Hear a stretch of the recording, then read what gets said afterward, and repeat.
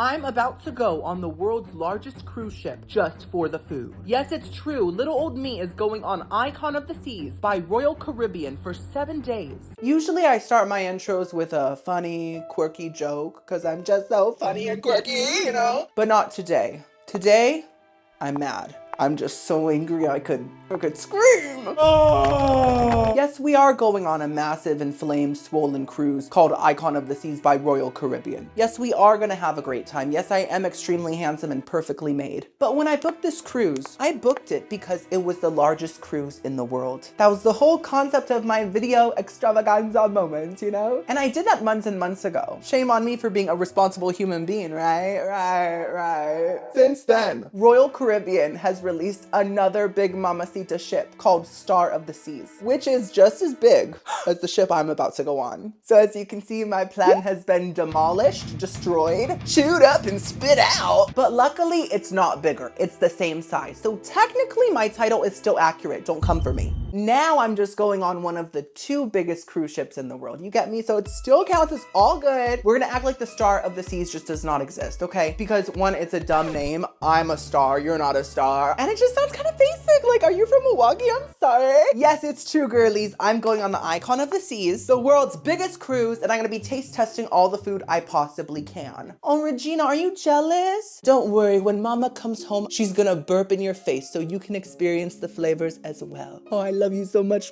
Oh, she smells like caca again. Regina, this has to stop. All those little extra snacks between meals, girl, it's giving you halitosis. We're gonna eat at the buffets, the specialty restaurants, the main dining, and of course, room service. And I'm gonna give you my honest opinion on all of it. Now, you may have noticed that this video is quite long. It's jumbo sized, just like my wide set. That's because this is a 7-day cruise. Girlies, I've never been on a 7-day cruise before in my life, and I'm so excited. We're gonna have time to go in depth on everything. We can try literally all the food. We're gonna, of course, explore the whole ship and do a little room tour as well. Now, did I get the cheapest room possible? Because it was already $3,000 and I didn't want to pay more than that? Yes, I did. Does the room have any windows? No. It does not. Am I gonna go crazy in this little oceanic box? Probably. But it's fine, we'll go mad together. It'll be poetic. And the truth is, I've been in a room with no windows before. For a long time, actually. It was my closet. Obviously, if you didn't guess that before I said it, why are you even here? Pay attention, focus, do better. I have been on one Royal Caribbean cruise before, and it was Independence of the Sea. And it was okay, you know, it did make me feel like an independent woman that doesn't need a man. But it didn't make me feel royal. Sorry, it didn't. And I'm not afraid to critique royalty. I'm really not. In fact, the only princess I respect is Anne Hathaway. The food was just okay, you know, and it did kind of feel like an older ship, but this iconic icon is a brand new ship. So hopefully everything is just better. Last thing, we are making 4 stops throughout this voyage of the Don Chata. 2 stops in Mexico, 1 in Honduras. I've never been to Honduras. Where even is that? I'm excited. And 1 at Royal's private island. Perfect day at CocoCay. Hey, CocoCay. Oh my goodness, CocoCay, Coco. I've been there once. It was pretty nice, besides the fact that some like alpha bros were laughing at me for some reason, and it was scary. But we're Jacob. Ow. But this time we're gonna taste test different food than we did last time on the island. So if you're enjoying this video, give it a big thumbs up, okay? It's the easiest way to help support me and my little dainty career, which is just so tiny. Also subscribe, I make food content on cruises. I go to hotels, we travel, we eat in our car. I'm a man of many different flavors. So, oh Regina, bon voyage, my darling. I'll see you in 7 days. The nanny will take good care of you. She's the one you call mama, remember? Okay, love you, sweetheart. Regina, there's no dogs allowed on this vessel. No, it's not the poop cruise. This is not gonna be just an open buffet for you, okay? Goodbye, goodbye, goodbye.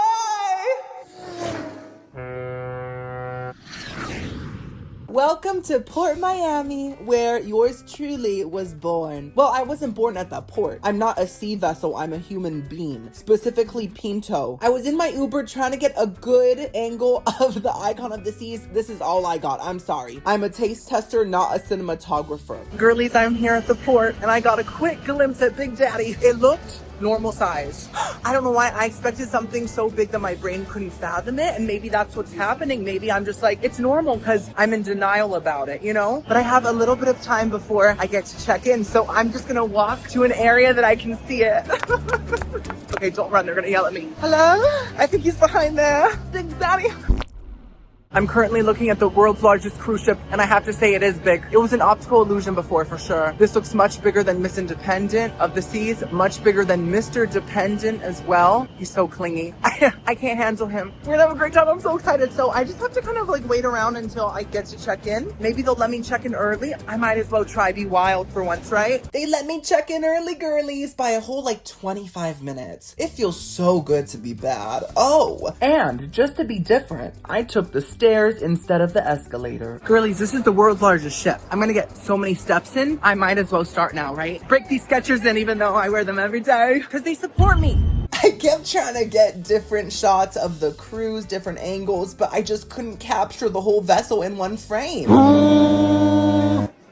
People are looking. Guess what? I'm proud to be me. I'm proud to be a foghorn. So then I went up the escalator.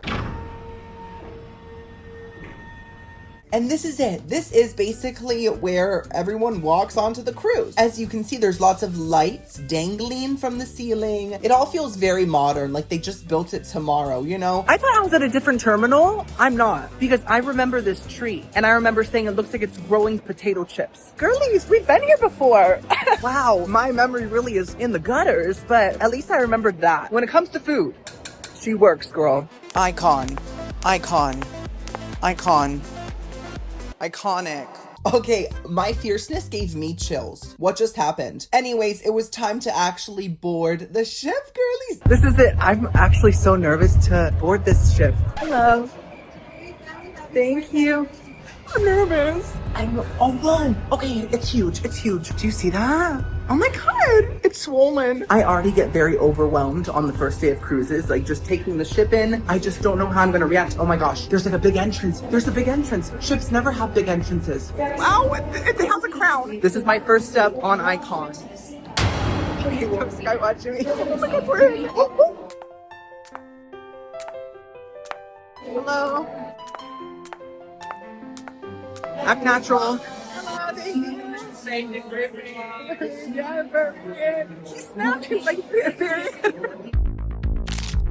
Oh. Why is there a UFO in the middle of the lobby? What is that? It's so pretty. And there's a whale. I don't know what to do.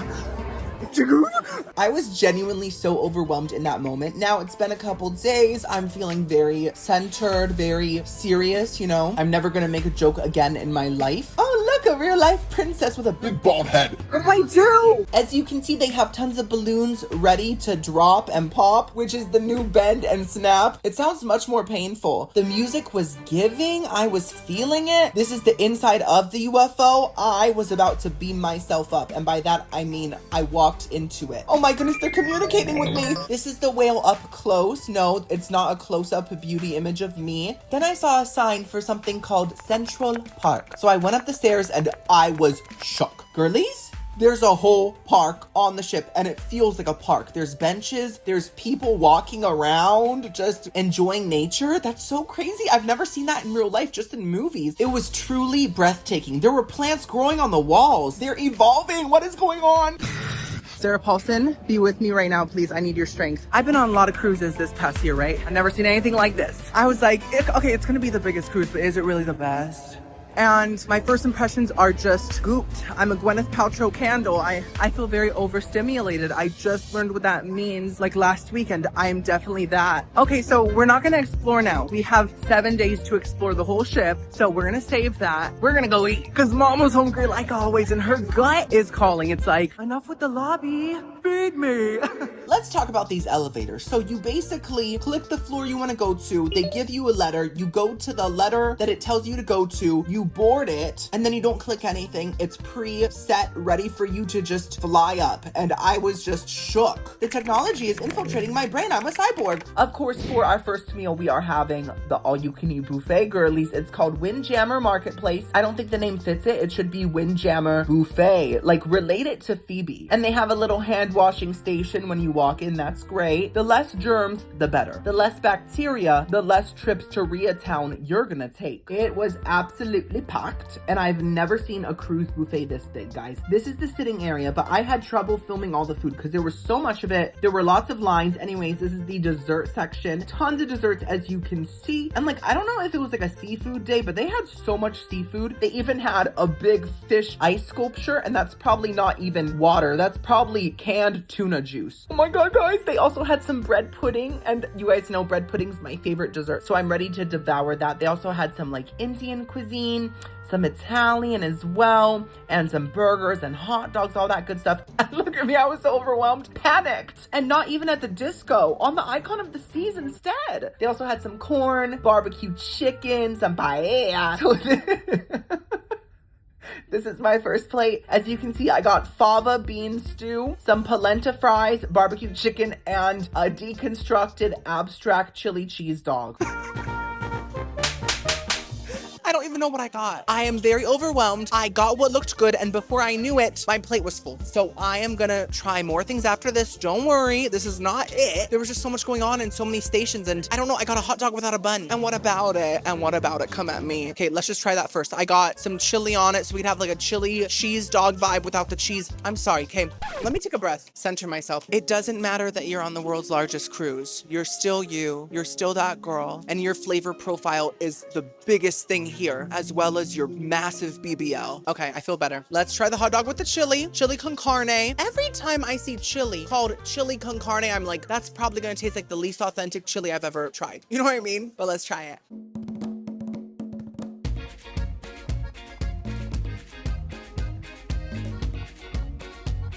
I'm so hungry, I can't even tell if it's good or not. I'm just kidding. Of course I can tell. I'm a professional. I'm a businessman. It's not bad whatsoever. First of all, the hot dog is great. It reminds me of a Costco hot dog, and that is such a big compliment. Those are the real deal, as we all know. There's a nice bite to it. It tastes beefy without being too hot doggy. Certain hot dogs taste too much like a hot dog. Have you ever had a hot dog that tasted like a hot dog? Was it a hot dog? Right. Now, the chili is not bad. I would compare it to a chili that was made with no love. In fact, it was made with hate, but it's still good enough to eat. Like, it reminds me of... Good afternoon, everyone, and welcome to God? Vacation. Yes, a woman, I knew it. Oh, it's just the captain. It tastes like a more thick version of Wendy's chili. And I know Wendy's chili is like completely mysterious, but somehow it kind of tastes good sometimes, right? No, just me? This is like that, but less watery and more concentrated. Like the flavor is stronger. There's more cumin, more chili powder. So it tastes better than canned, but not as good as homemade. You get me? And then I'm gonna give the chili cheese dog a nice 6.5. I'm not mad at that at all. What a good start. Who needs a bun? If I was on the Miss Independent cruise, I would say you don't. But honestly, on the Icon, you might. Next up, let's try this polenta fry. Now, I don't know why it's called a polenta fry when it's not shaped like a fry. It's shaped more like a square. So I would like to rename this a polenta sugar cube. I just think that that's more accurate. So Royal Caribbean CEO, do better.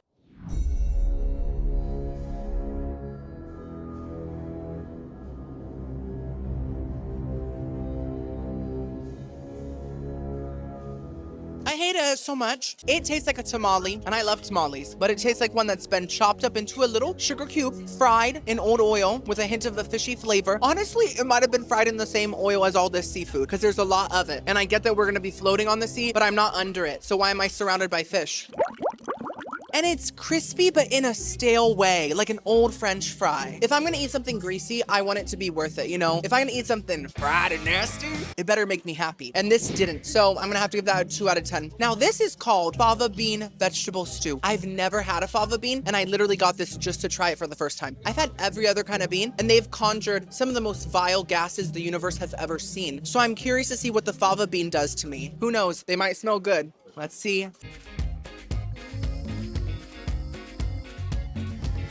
Interesting. So Mr. Fava does not have a lot of flavor, but it's not a bad bean. It's not. I can taste the fact that it's probably really good for you because it has that slight dirt flavor. And when something tastes like dirt, you're like, okay, health. Wellness. They just taste like a bean that's extra healthy. And that's totally fine. I really like the stew itself. It's very tomatoey and it has a slight sweetness without turning into a marinara vibe. It's more so got a tiny bit of a curry flavor, just a hint. And I love that. I just think it's very refreshing in a sense, yet still hearty. And it can fill you up for your long week-long cruise, you know? I think there's squashes in here too. And I'm not a big squash family person. That family has done my family so wrong. From the eggplant to the butternut, all that butter represents betrayal. But I really liked it here. It wasn't too watery or anything. Now quickly, I have a little story that is very personal and it just happened on the train because I took a train here. I know I'm on trains, planes, and the world's largest boat. I am truly living it up. There was this man across from me on the train and he let out a demonic exhale. If you're not in the scientific community, you might call that a burp. And it wasn't the kind of burp that's like, and then, you know, it was a full on like, you know, it was very aggressive. And he looked around and just said, oh, that was a bad one. I'm sorry. Luckily, I did not smell it. But his wife sitting next to him in silence, I'm sure she got a big whiff. And maybe she's into that. Maybe she's like, breathe on me. And it was in front of everybody. It was rude, but also kind of brave at the same time. So I commend him for that. Next up, we got this barbecue chicken. It's falling off the bone.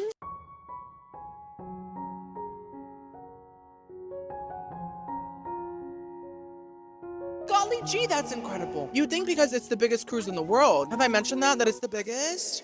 You'd think they would just really mass produce the food, not care, say we're the biggest. We've already achieved global success. We don't need to make good food, but this barbecue chicken is incredible. It's sit-down barbecue restaurant quality chicken. So tender, so juicy. There's barbecue seasonings marinated into it. I can really feel that and taste that. It's smoky, barely sweet, honestly, and a tiny bit spicy. And as a man that likes a little bit of spice, because I'm half Cuban. Let me translate that. I'm a man that likes spice because I'm half Cuban. My Spanish is getting so fluent. I really appreciated that. And even though the skin wasn't crispy, it was more like a soggy vibe. It was like good soggy, like melts in your mouth kind of soggy. That's a 10 out of 10. First filet of the day. This table, I like it so much more. The lighting, I'm glowing. Maybe it's Maybelline. Maybe it's the dermatitis cream I'm using because of that rash. It's probably that. So guys, remind me to sit back when I film because I pinched a nerve in my back the other day and I couldn't believe my nerve had the nerve to do that. Times are crazy, right? And it's still a bit pinched. I've been carrying my laptop bag around. It's been aggravating it. And I realized when I hunch forward to film, it hurts more. So I'm just gonna sit straight up like Mia Thermopolis getting her princess lessons. And I think it's gonna help me. So if you see me slouching, bang on the screen and say, Timmy, perk up. Okay, let's first try this mac and cheese. Oh, wait, I didn't film the plate. Give me a second. Oh, past Timmy is such a silly fool. He got some mashed potatoes and gravy, some baked ziti, some mac and cheese, and this paneer butter chicken type thing. Why does the mac and cheese look like mac and sand? Why is it so dry? On my last royal cruise, I think I tried the mac and cheese. I don't remember if I liked it, but I'm pretty sure it wasn't this dry because that would have stuck in my memory. It would have just dried up in there. I am never gonna judge a mac and cheese by its dust. Let's give it a chance.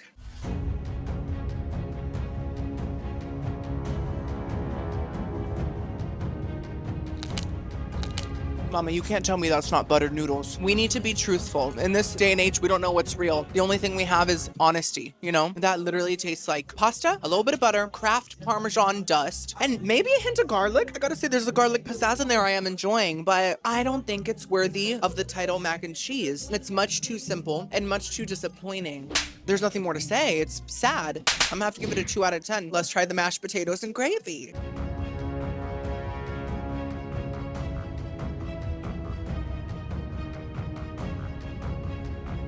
I'm slobbering.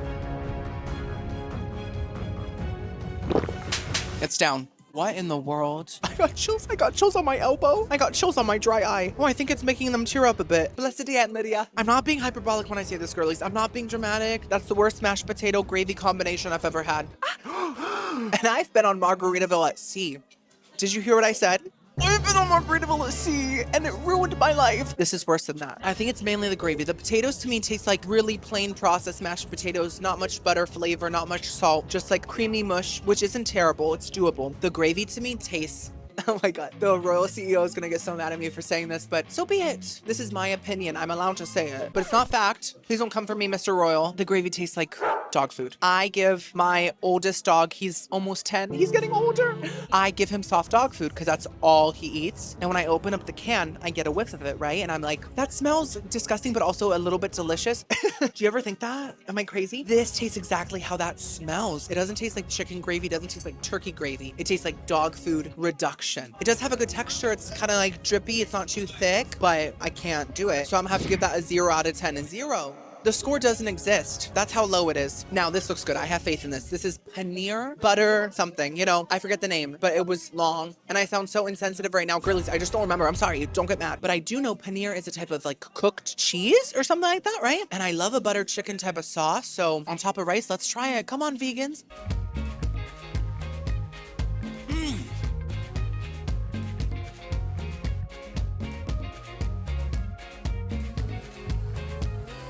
Oh my! The rice is fluffy, simple, perfect. The paneer cheese, it's almost like a really, really firm mozzarella. And it's very satisfying to bite into. It's not too salty. It isn't too flavorful. It really takes on the flavor of the sauce. And it's a pretty good replacement for chicken. You know, people like to use tofu as a replacement. Mama, this is so much better. Tofu sometimes gives wet cardboard, but this kind of gives like protein vibes, you know? And the sauce is perfect. It has a curry flavor. It's creamy, a little bit sweet, and also acidic, tomatoey. I loved them. 9 out of 10, very strong. Last but not least, we have Big Ziti. Now tell me why there's an olive in my Big Ziti. I'm hoping this was a mistake, because if it wasn't, what are we doing anymore in this world? Why are we here? Why are we cooking? And I'm probably gonna get comments saying, Timmy, my Nona used to put olives in our Big Ziti. It's authentic. I'm very happy for her, but at the same time, I don't like the sound of that. So I'm just gonna avoid that.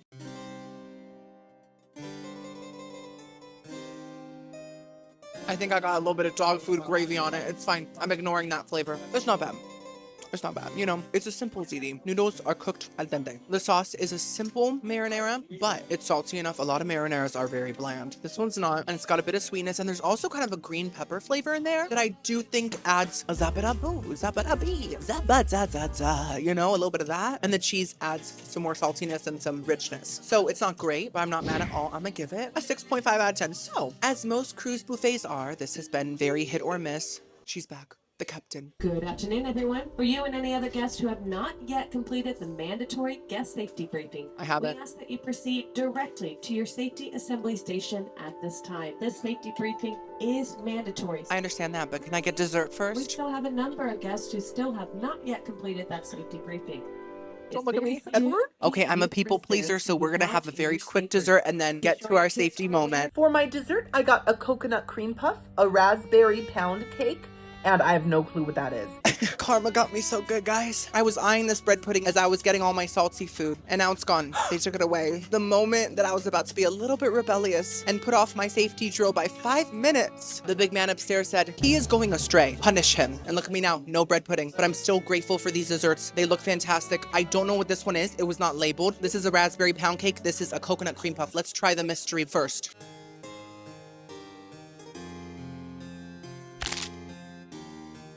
Sweet. I'm gonna go quick because I really do have to do the safety drill. I don't want to keep them waiting. That tastes like pure, rich, super sweet cream cheese frosting with tiny layers of cake between. It's sort of like a carrot cake, but without the carrot. So Bugs Bunny is so mad about this. He was like, I wanted it with the carrot. It's just more of like a vanilla cake with nuts and a cream cheese frosting. 4 out of 10. Too much. Let's try the raspberry pound cake. This looks so good. Oh, it's totally filled.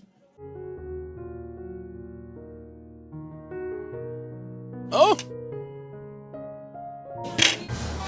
Sorry. That pound is gonna go straight to my thighs, but so worth it. That's incredible. It tastes like a cornbread kind of cake almost. Barely sweet, almost a little salty, very dense and heavy and satisfying to bite into. And then the raspberry is like a light raspberry jam, also barely sweet. It's a refreshing yet heavy dessert. 10 out of 10 perfection. Last but not least, oh my gosh, I'm going so fast. Look at me. Ow, my back. I'm gonna try my cream puff now. We got filling, let's see.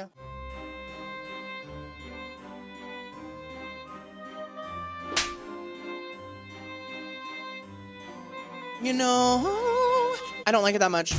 I love the filling. It's just like a classic, really thick vanilla custard. There's some chocolate sauce in there. But the cream puff itself tastes like one of those store-bought, like frozen section cream puffs that just kind of almost tastes like parchment paper, but like puffed up. I'm gonna give that a 2.5 out of 10. Okay, let's go do the safety drill. Basically, you just go to your station that they assign to you, and you just scan your little thing, and you do the little safety thing. That's it. It was super easy, super quick. Oh my goodness. Wait, how do I... Can you see me? How does this work? I hate geometry. Okay, so this is the 7th floor. This is where I'm staying. Look how pretty. She's giving. Look at this centerpiece. It's like a bouquet for a table, but instead it's for the room, you know? Everything on the ship is so pretty. I fit right in. Now, what is my room number? 7547. So I think that the 7 is just a given because I'm on deck 7. So we just eliminate that number and then we carry it by 7. And so I must be this way. Okay, so these are the hallways, as you can see. Oh, we have a diva. We have another diva. He's intimidating, but still a diva. Here I am. Okay, girlies, this is it. Now keep in mind, this is the cheapest room on the ship. So no matter what, I'm extremely grateful that I'm even here, and it's because of you guys watching. That is literally the only reason. So I'm just glad to be on the ship, even if I'm in the coal area where Jack and Rose ran through. Privileged, disgusting. Okay, is it gonna work? Green. Oh, it's dark. Hello? Help me! Oh God. Okay, I can't see the ocean, but I can see luxury. And that's a much better view, right? Let's take this off so my back can stop pinching me. Oh my. Yeah. Good afternoon. We'd like to thank all of our guests who have already successfully completed the guest safety briefing. Me. However, there's still Period. guests who have still not yet checked in. Shame on them. This is what I just walked into, girlies. Wow. Truly iconic. Honestly, for not having a window, this is so much nicer than I expected. Truly, look at the mirror. It has a ring light built into it. They know I'm an influencer. And they said, add the ring light, hurry. Hurry, he's coming. Is this water free? No, it's not. I paid a lot of money for it on the app beforehand. So I am grateful it's already here. We love that. This is the front door. It looks new compared to other cruise doors that I've seen. Other ones look like they were built when the wardrobe that leads to Narnia was, but not this one. This one looks like it was made by Apple or possibly IKEA. And excuse me, is this the AC? Oh, wait. Oh, movie. What? Who? What? Who? What's happening? Beep, bop, booping. Girlies, I'm glitching and so is the room. Morning. Hello. So this is the AC, guys. I'm shocked. All the thermostats that I've ever seen on a cruise have all looked like prehistoric pieces of like dinosaur bone. I'm not even joking. They're all so old. This is high tech. This is high end. And I really like that. It looks brand new actually. And we have a lot of outlets. That's good. Oh, even more here. Wait, there's more here next to the bed. That's unheard of. Luxury, opulence.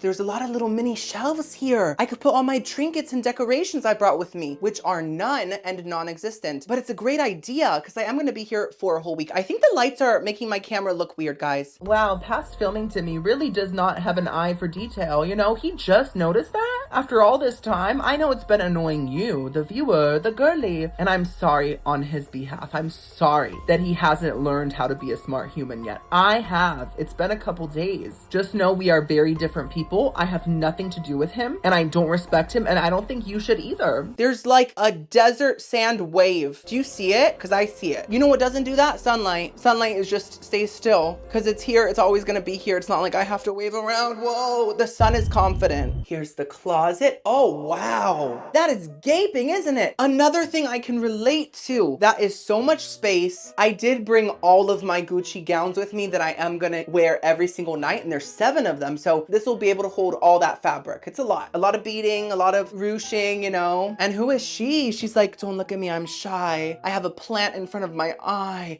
Okay. And we have some drawers. Everything looks new, of course, because it is. I don't suspect there's any Last of Us mold in here at all. A fridge. Love that. Is it nice? Oh, yes, it's metal and it has a blue light. Come on, R2D2. And this bed is very gorgeous as well. It's a typical size. It is not smaller because there's no sunlight. The sunlight does doesn't make things grow, you know, besides flowers. It has no effect on mattresses, so it looks good to me. By the way, those wrinkles are from me. I put my bags down and I ruined the bed the second I walked in, but they resemble the crow's feet next to my eyes, which have developed because of smiling and happiness. So we're just gonna embrace it just like I do my face. And I did switch to my phone because I think the light is not affecting it, so we love that. And look at this gorgeous lounger. Let's test it out.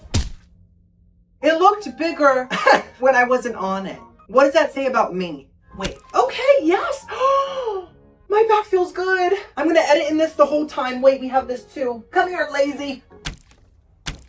Oh my God, yes. This is so nice. And don't worry, my soles are not touching the actual furniture, but my soul is. I'm connecting with it. Live, laugh, love it. This TV is absolutely massive. That's what the British say.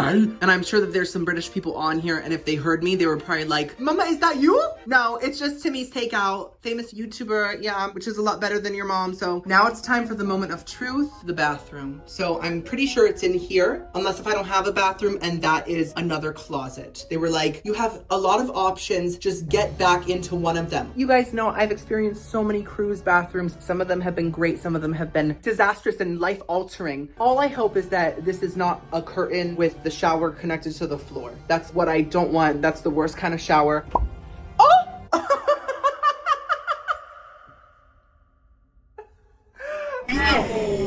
I could cry. I could cry. I'm so happy. Girlies, we have a door. Houston. Wait, was it Houston? We have a problem? Is that it? I think there's a seat. Are you joking? We have a seat in a cruise shower. I'm shaking. I'm gonna sat for sure. Listen, it does look small, but I really don't care. It looks brand new. It looks clean, and it has a real life door. So this is the best thing I've ever seen in my life. I am so grateful. Everything's going great. The cruise is gorgeous. Everything's gorgeous. My head is shaped perfectly. Now I have to say the sink is tiny. It's actually a lot smaller than other cruise sinks I have used. But guess what? I would take that any day over a bad shower. So that's fine with me. We have some little cubby holes and we have the toilet. Am I gonna break this because of my sheer mass? Possibly. It looks very, very small. But like I said 10 times, I can't complain. There's a little toilet cleaner too. So if I leave caca stains, I won't be embarrassed. Okay. I am so happy right now. I think the room is great, truly. And I'm just so excited for this week. We have so much to try, guys. Tonight, we're doing a steakhouse. We are trying, I think, almost all the restaurants this week. I have a plan, of course. And also, we have 4 different stops. It's gonna be madness. So keep watching. I am gonna lay down, take a deep breath, edit a little bit, and I'll see you guys at dinner time.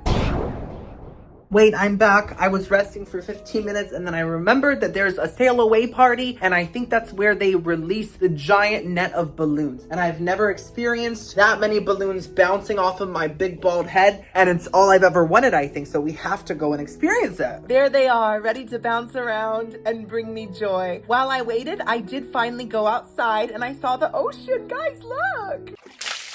I've been sitting here in this nice little cafe area waiting for the balloons to drop because I want my dreams to come true, but they haven't dropped yet. And like the sail away party's at 4:30. I don't even see the party. Is it on a different deck? I don't know. Anyways, I looked it up. It turns out they drop at midnight tonight. Mama, I'll be asleep.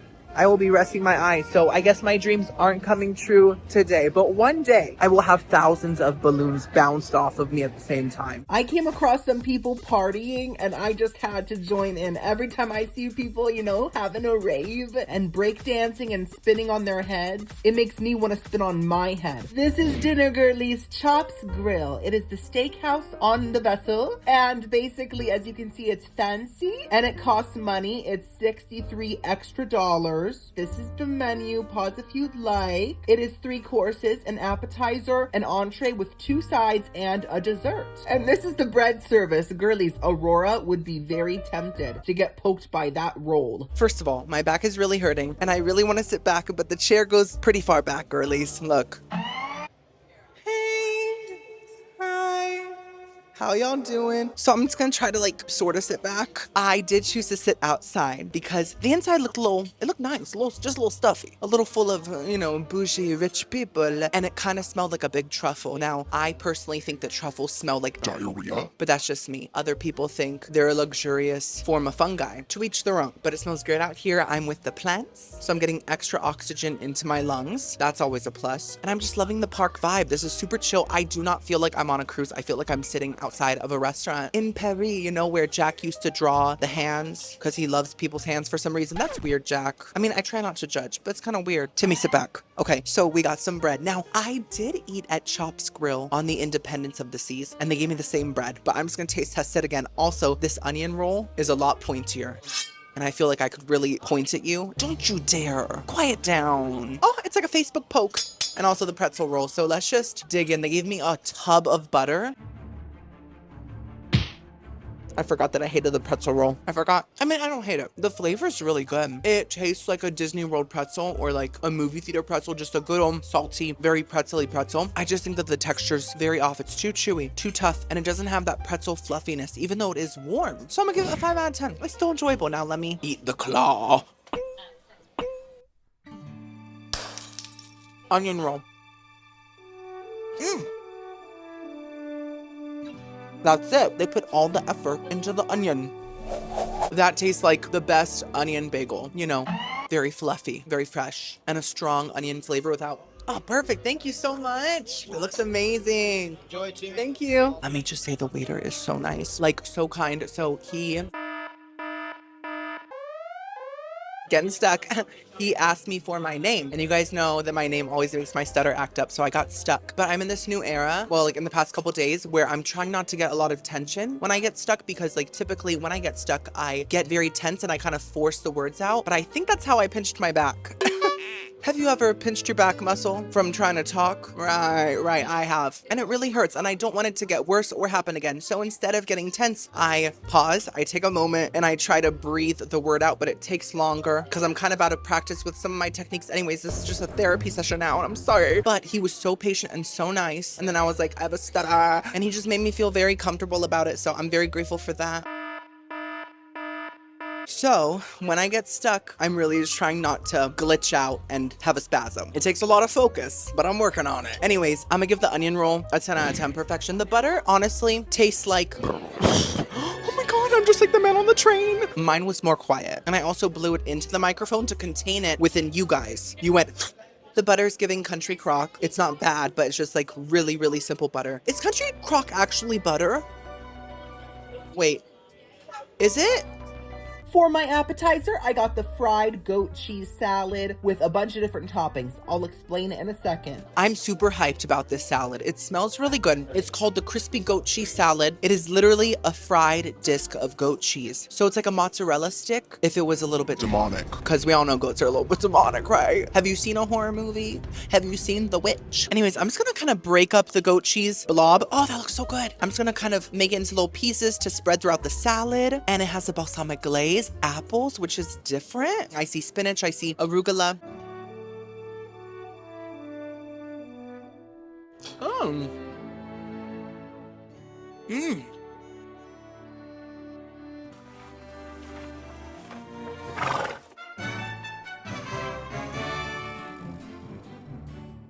Oh my goodness, I love it. Who am I? Who am I? Girlies, I'm changing. Sit back.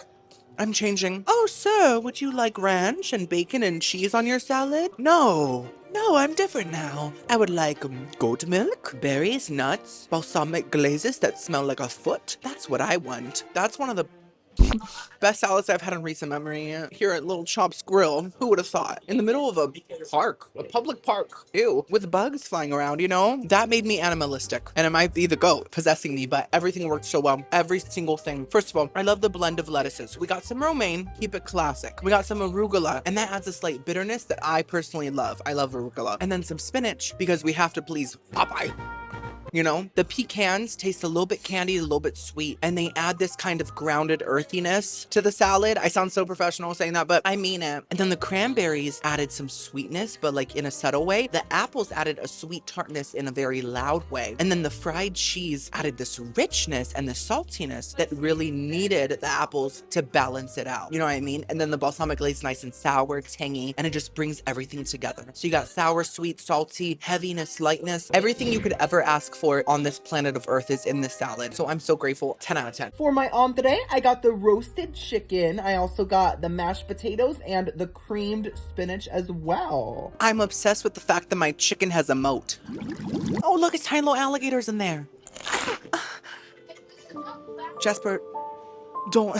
Edward, this chicken looks real crispy and incredible. Now, I got the chicken, not because I'm a picky eater, okay? I'm a taste tester. The only things I hate are mushrooms, fish, and blue cheese crumbles. Everything else is good with me. I chose it because last time I was at Chop's Grill, I got a steak. Might as well try something different. And there's nothing more different than a roasted chicken. No one's ever had it before. And they give me these big portions of sides. I think these are the serving spoons, right? Let me not use that. I've done that in the past. I've gotten comments saying, Timmy, you're eating with the serving spoons. Cream spinach.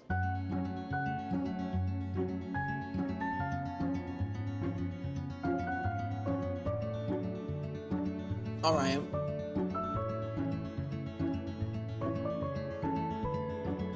Okay, I'm loving the bechamel sauce. Je m'appelle bechamel. Every time I eat it, it makes me feel even more French than I am. And I'm 0% French. So it's a very creamy sauce. It's like an Alfredo vibe, but like homemade, you know, with a strong garlicky flavor. Love that. And it's perfectly salted. The spinach itself, though, is too fresh. And I know that's a very stupid critique, but it's my critique and I love it. What I mean is it's freshly wilted. So it has a very watery flavor to it. I actually kind of prefer like the frozen pre-chopped spinach because it's less watery and crunchy, and that way it really becomes one with the sauce and it's not floating in the sauce. You get me? But otherwise it's very nice. I'm gonna give it 6 out of 10. Yes. Now we have mashed potatoes here. I got potatoes again because I had to redeem Royal Caribbean's mashed potato reputation. There will be no explanation. There will only be mashed potato reputation. Exactly, Taylor Swift. I'm hoping these are better than the ones at the buffet. They probably will be. This is a extra cost restaurant, and they do seem to be floating in a pool of butter, and that's very promising.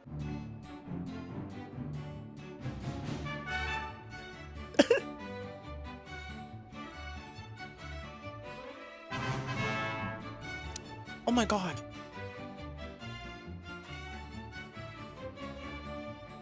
Those are not the buffet mashed potatoes, let me just tell you that. These potatoes are dreamy and creamy, but they still have little blobs of unmashed potatoes in them, which just adds such a nice texture. The flavor is simple, but classic. The way I said that, wow, I'm really evolving. I love this. I can taste they probably used heavy cream and a lot of butter, like a lot, perfectly salted. And it tastes like it was cooked in a casserole dish, like mashed and then baked. It just has some crispy edges and things like that. So I love this. In the words of Mozart, simplicity at its best. He said that. He must have. Everyone has said that. So it's a common phrase. He definitely said that too. And who cares about accuracy? I gotta give those 10 out of 10 a full slime. It's time for the mamacita in the moat, the chicken.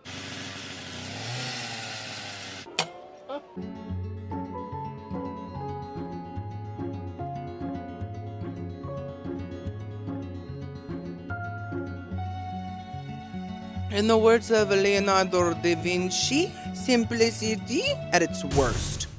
It's not bad. I'm very impressed by the texture of the chicken skin. It's very crunchy. And it does have some really good, you know, classic herbs de Provence. You know, from the Provence. Just a classic thyme.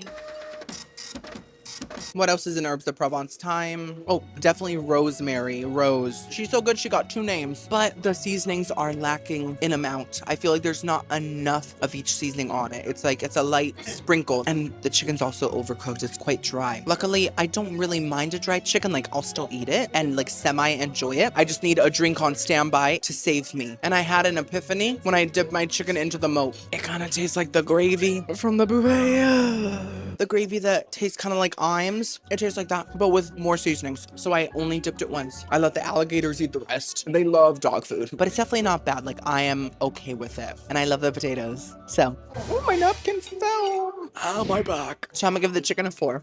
For my dessert, I got the apple pie with some ice cream and whipped cream as well. This apple pie à la mode looks amazing. Did you know that it was created by Edna Mode's sister, Ale? She was much more fashionable, actually very tall, 8 feet. And she don't like this.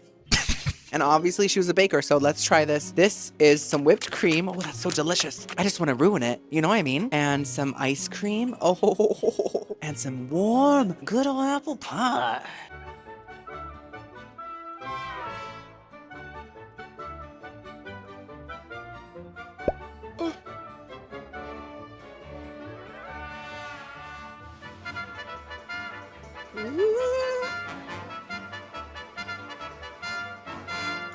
I'm too full. I'm stopping. You guys may not know this about me, but I do have self-control once every blue moon. I'm like a werewolf, but instead of going crazy, I go sane.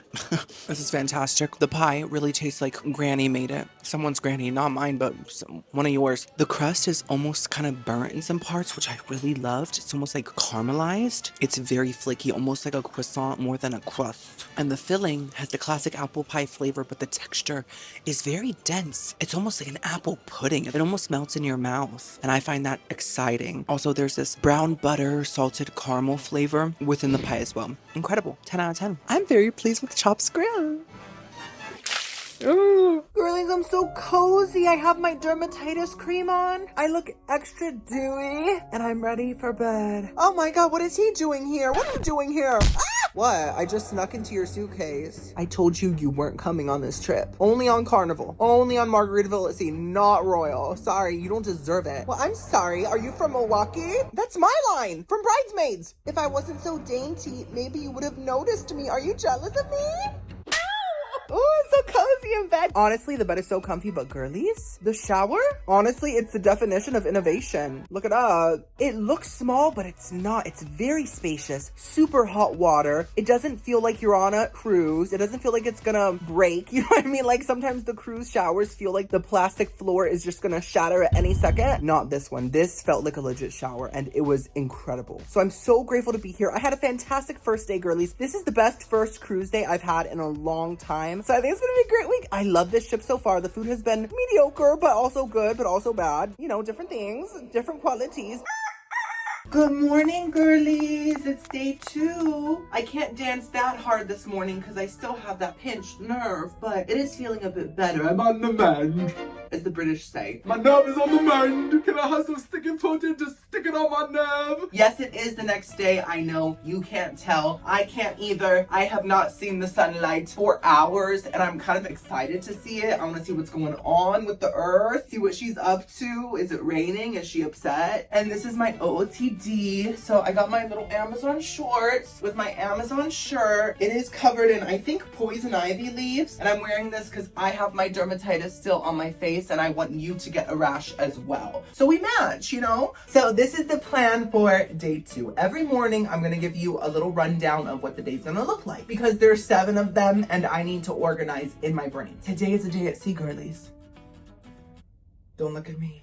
Okay, yeah, today at sea, and during sea days, we are gonna explore the ship. But there's only 2 sea days. Today, and I think maybe day 5 or something. We're gonna do half today, half on that day. I think we're gonna explore the top half of the decks today, just cause, like I said, I need sunlight. I need some vitamin D. You know, the D is fire. Literally, it's the sun. So, but first we are having breakfast at Le Bégory, and then of course we are going to different places for lunch and dinner as well. I think dinner's gonna be the main dining. Anyway, shall we start the day? I can do a little dance, small, you know, little.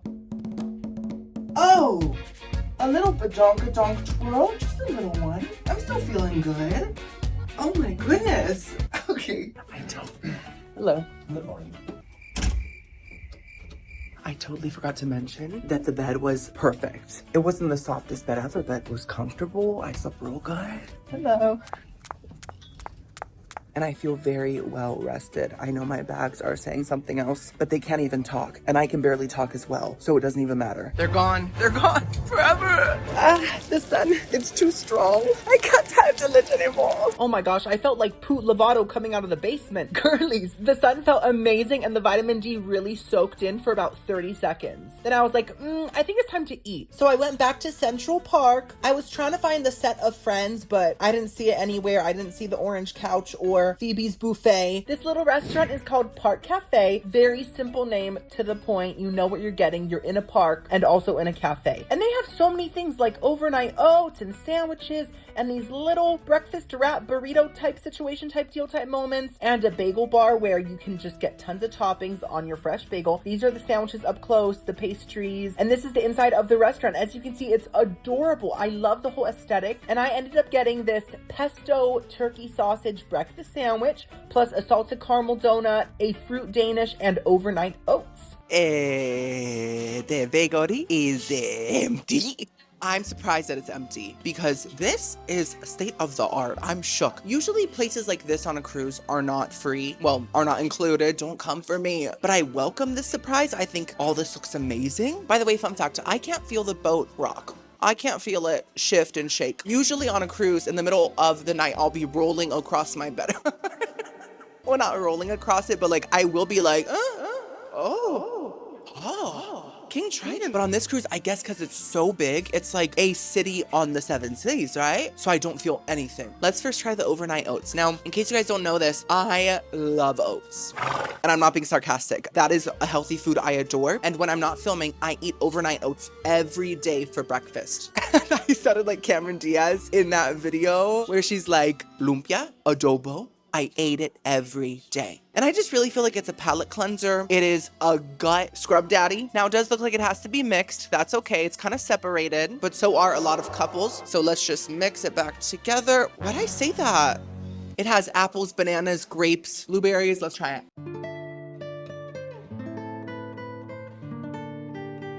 I accidentally ate the whole piece of mint garnish. Colgate. They're not bad, but I've had much better overnight oats. These, I feel, aren't creamy. It's more so almost like cereal. It's like a sweet vanilla flavored milk with oats floating in it. I guess they're trying to match the ship's energy, right? We'll float too, Pennywise. Exactly. It's just not a cohesive texture. I do like the fruit. I think it's very crunchy. It all tastes very fresh. I just think it could be so much creamier, but it's simple, it's nice, and it's free. So cheers to that. I'd like to make a toast. I would just like to say, you're all icons. I love being here. I love this ship. Okay, next up, let's try this Sandy. This is a turkey sausage, pesto, tomato, cheese, egg sandwich on a ciabatta. And I got it because it was the most interesting sounding one. And I like to entertain my girlies. I'm not gonna be eating a basic bacon, egg, and cheese, even though I've done that 1,000 times on this channel. This is a new start.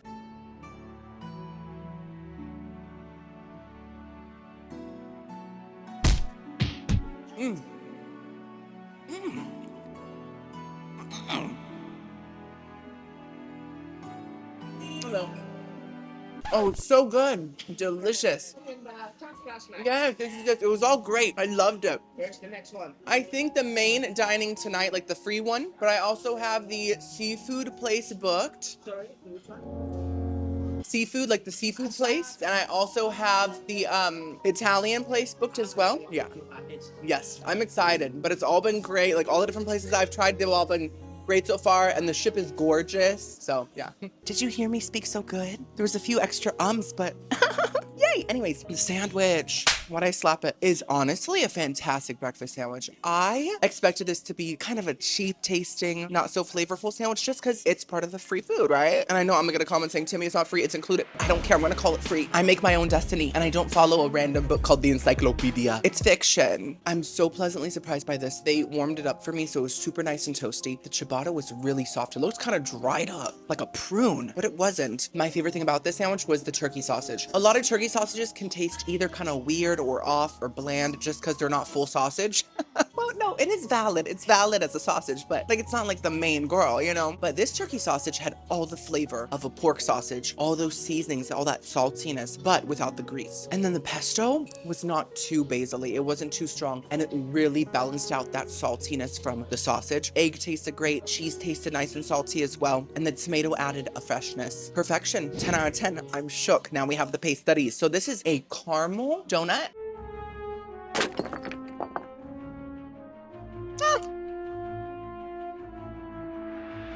I like the donut itself. I think it's really fluffy. It's giving anything from Dunkin' to Krispy Kreme. Oh, I can't do it again. I've been doing it this whole video. Have you ever had a Krispy Kreme? Was it crispy? Wrong.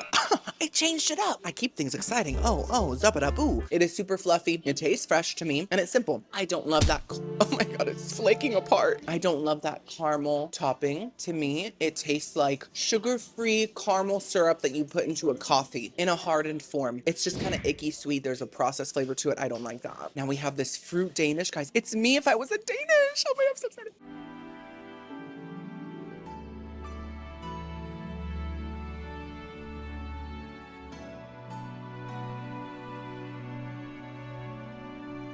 Oh my. I adore all Danishes. Cherry Danishes, cheese Danishes. They're like one of my favorite pastries in France. And this is one of the better ones I've had. I love the pastry itself. It's so flaky. It really does taste fresh. And it has this glaze on it that's like a little bit sweet. And it just adds some pizzazz to that kind of buttery croissant. And then the fruit tasted super fresh. But the best part is the vanilla custard in the center. It's so dense and so... It is like a really, really, really thick vanilla pudding. And I love vanilla pudding. So I love that. I'm gonna give it 10 out of 10. Ooh.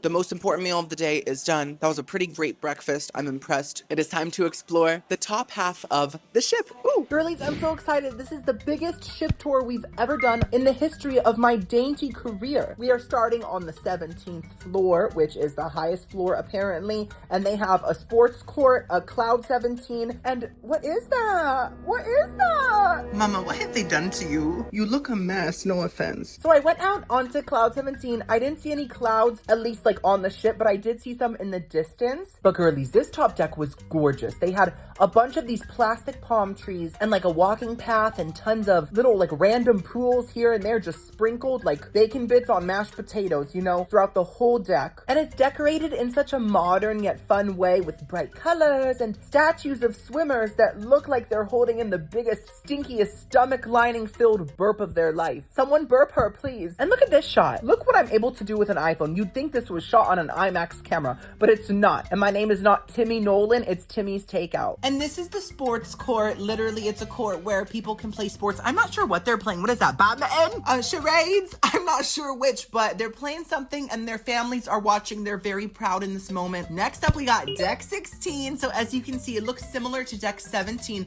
but it's a little bit lower and they have a bunch of chairs too. Oh, and guys, they have this like really scary obstacle course where people can just slide around and just do crazy things and be daring.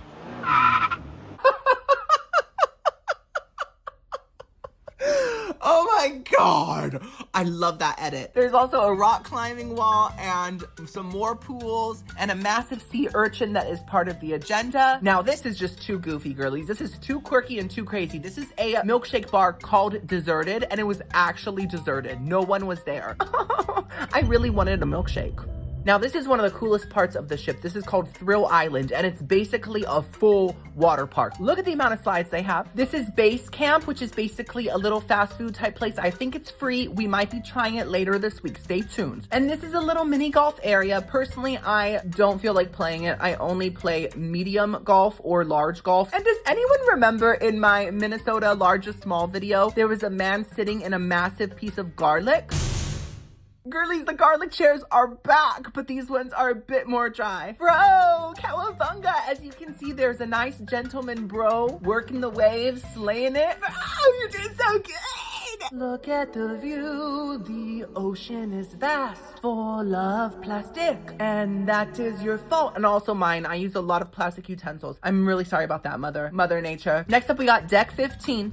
So, come on, work. Work, robot. Thank you. And to think they're gonna take over one day, they have a lot of growing to do. Deck 15 has Windjammer, the big buffet we ate at. And look at that. Okay, that's my best cinematography work yet. Meryl, give me one of your Oscars right now. I don't want a new one. I want one of yours. This is El Loco Fresh, which also translates to the craziness of the freshness. And basically, it's a Mexican buffet that was not opened at the moment. And this is the lime and the coconut, which is one of the bars. Guys, there's so many bars, I could not film all of them. So just know there's a lot more than what I'm showing. And if you want to get crazy, there's a lot of opportunities for that. There's a lot of lounging areas. You can sit in one of these bird cages and live your parrot fantasy. Now, this is a super cool area, guys. This is the Aqua Dome. It's like a theater. I don't know what kind of shows they do because I did not feel like sticking around to watch. I'm a businessman. I have to keep editing, keep working, but it is gorgeous, huge. There's a seafood restaurant called Hooked. We'll be eating here later this week. And behind the Aquadome Girlies, there's the Overlook, which is just a huge viewing area. You can just stare at water 24/7. And I sometimes do that when I'm at home. I just turn my sink on and just watch. But this is more like relaxed. There's a lot of seating, a lot of couches, all that good stuff. And these lights are doing something to my camera. I don't like modern lighting. Can we bring back like a little flame with a candle or something? Oh my God, someone help that man. He's holding so much the weight of the world on his little concrete shoulders. And this is the Aquadome Market. Right next to the Aquadome itself, there's like a whole food court. And I did not know about this. There's a place called Toast and Garden where they serve sandwiches and also trees and bushes and flowers. And also feta Mediterranean food, mac and cheese, and ginger, which is Asian food. Love that. And then also a creme de la crepe. And this is the 14th floor. As you can see, it's all staterooms, but they did have a model of the icon of the seas. Girlies, this is so cool. I was trying to spot myself, but I don't think I've been added yet. As you can see, 12 to 14 is just the spa and a juice bar and also tons of staterooms. And so basically this is the spa, super pretty. They have a bowl of like berries and limes that I really wanted to taste test. It looked so refreshing. It's time for lunch. So I went back to the Aquadome Market food court and I went to Ginger to get a nice bowl of Asian food. I just got some teriyaki chicken, some ginger beef, some noodles, and some little mini spring rolls. So cute. Girlies, I gotta be honest, as a food critic that is extraordinary at his craft, I do all my research before a cruise, okay? I look up all the restaurants and I make a list, right? I make a schedule. I did not know about this food court. I did not know about it. It's a very pleasant surprise. We have even more places to try. But wow, it just came out of nowhere. It said boo, and I said, hello, thank you. This is gonna elevate my content. So I'm pretty sure they added it just because they heard that I was coming. They were like, build the food court now. At least 5 places. He has multiple stomachs. They have these noodles. Now they're not lo mein. They're just plain like ramen noodles sort of, which is interesting. But they did get some of the sauces from the meats on them. So actually, let's try these little mini adorable spring rolls first. It looks like, what's those little cookies called that are like a tube? They're like a straw and they have chocolate in the center and no one actually eats them. They just kind of put them as a garnish in their coffee. What is it called? The eco-friendly straw cookie? I don't know, but this kind of looks like that.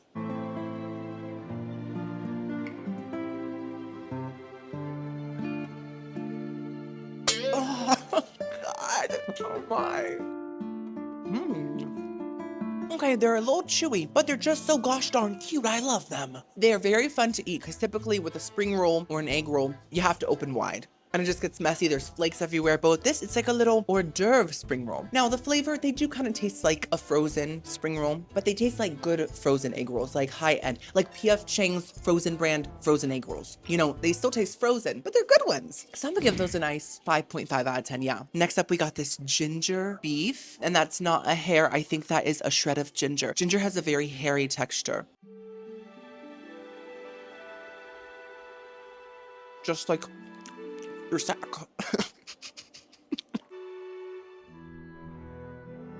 Of course, oh, of course you can do anything you want. Don't worry.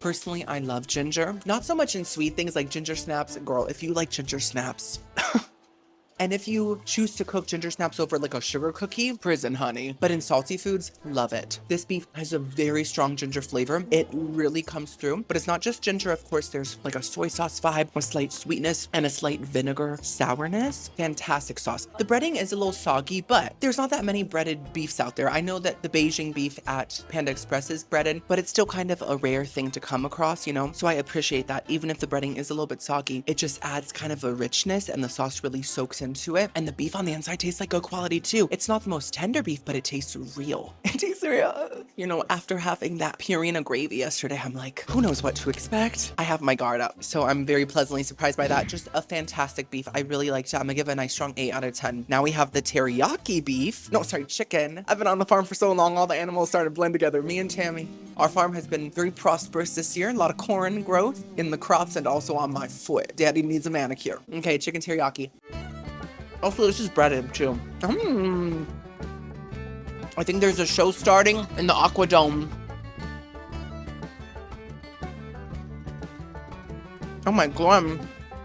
Why is it making me feel rushed? Listen, chicken teriyaki usually isn't breaded either, but it really works here for me. Just like the beef breading, it's thin and soggy, but it just holds so much sauce. It's holding the space for all the flavor, and I think that's beautiful. Now, it's a much more simple flavor. It's almost just like a sweet soy sauce, like that's basically it, but it's kind of mixing with the ginger beef sauce, and it's pretty good too. It's small pieces of chicken, and I get it. They're trying to match the tiny little spring rolls with the tiny little pieces of chicken, and it's a vibe. It's a vibe. I'm dainty. I get it. Look how tiny I am. Oh. And it tastes like real chicken too, so I'm gonna give that a nice 7 out of 10. Let's try the noodles, which are coated in this ginger sauce.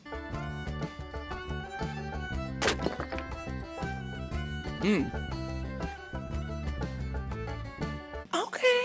You want to talk about mama. Oh my goodness. I really thought that the noodles would taste extremely plain, but the queen that made my bowl, she was so nice. She put so much sauce from the meats that it fully soaked through all the noodles, and the noodles really carried the sauce well. It really stuck to them, and they just tasted like ginger beef noodles. I really like them. They have a good bite to them. They're like almost a little bit chewy, but like in a on-purpose way, and that's what we strive for at this company.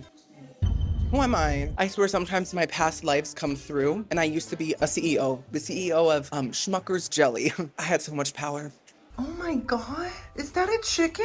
Oh my God, its little eyes. Oh, hi, little gobbler. Oh my God.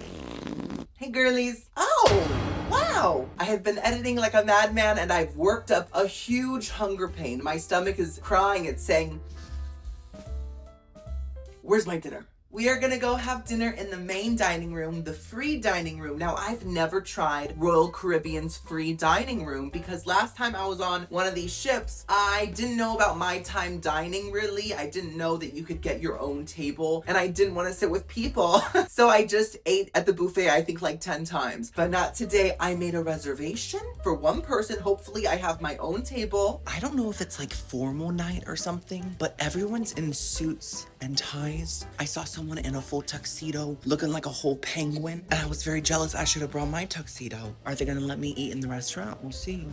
Oh, that one almost busted my esophagus. Anyways, girlies, this is the main dining room area. As you can see, it's called dining room. Not iconic dining room, not dining room of the oceanic seas, just dining room. They're keeping it humble, okay? They're like, we're already the biggest ship. We don't have to flaunt that. Just as I was saying they were humble, look at the ceiling. Crystals, diamonds, encrusted right on top. Wow, so I guess they're being performative humble. Anyways, this is the menu. As you can see, it's an appetizer, entree, and dessert for free, period. And they gave me some rolls, and I got the butternut squash soup. Okay, girlies, we're here. This is the nicest main dining room, like the free dining room I've ever been to for sure. There's diamonds dangling from everywhere. I think these are maybe from Zales, maybe K Jewelers, because as you know, every kiss begins with K. And there's people talking about me at the other tables. Both sides are talking about me currently. They're whispering and looking at me. I can see it out of my peripheral vision. I can't look in both directions at once because I'm not Pennywise, but I can see it. It's fine. Oh, these are very cold.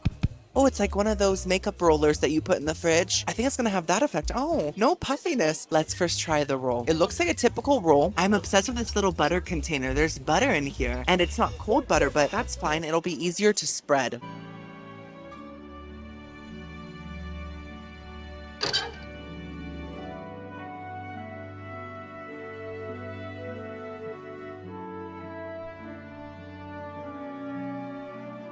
When I bit into it, it was stale. It was giving bread you would use for croutons or French toast. The versatility is nice, but it didn't feel like a fresh roll. And I don't think it's fresh, but the flavor is incredible. If this bread was served fresh and warm, it would actually be perfection. I'm not joking. It tastes like a full French croissant. This is what Belle spun around with on that hill when she was like, this provincial life is too much. I need a beast. Profound lyrics. This is what she was chewing on. Fantastic. Besides the temperature. And the butter, also same thing. I feel like if it was colder butter, it would actually taste a bit more bright and almost like refreshing.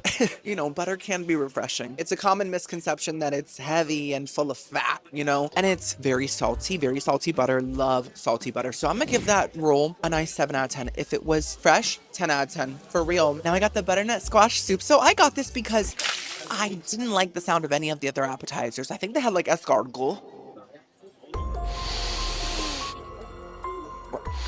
Smells like Campbell's chicken noodle soup for the soul. That's interesting. Sorry, it took me aback for a second. Let me come back forward. I don't eat snails. If you do, I'll try to accept you. You're still a valid person. That was hard to say. And they also had like a French onion soup. I've had that. A piece of bread just snuck out my mouth. I'm sorry. I've had French onion soup a trillion times. So I'm changing it up. I got the squash vegan soup. It's giving Gerber, but I was a baby once and I enjoyed those flavors. So why not now?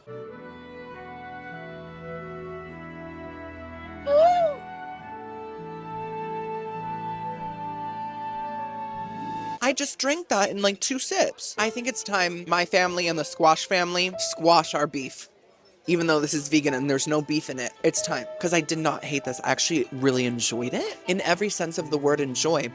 Sometimes I just say things to try to sound smart. I'm sorry. I typically don't like butternut squash anything because it tastes like a soupy pumpkin pie. And I love pumpkin pie as dessert, not as soup. You know what I mean? But this does not. This tastes totally different. This honestly tastes like tomato soup from Panera mixed with chicken noodle soup. And I know it's vegan.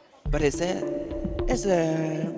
It is. It has to be. Because they can't do that to vegans, can they? I'm vegan. That would really upset me. Thank you so much. That looks amazing. The entree's here ready. Yay. What was I saying? And it had such a nice texture. Thick, hearty, but still soupy. And a little bit grainy, but in like a good way. It made it feel more hefty. So I'm going to have to give that an 8 out of 10. I really enjoyed it. For my entree, I got the roasted beef tenderloin, which came with gravy, mashed potatoes, and asparagus, aka piss destroyers. This looks great. Tiny portion, but great. I got the beef tenderloin because last night I had chicken. So we're always changing things up. We're always keeping people guessing. Who knows? Tomorrow I might eat a sea urchin. Like, is that even allowed? I don't know, but it might happen. Who knows? If it's not allowed, I promise I won't. What I'm trying to say is my mind's always going. We're always thinking. We're always changing. And I think that's beautiful. Speaking of change, I don't know if you noticed anything different about me. These are different glasses. You hate them?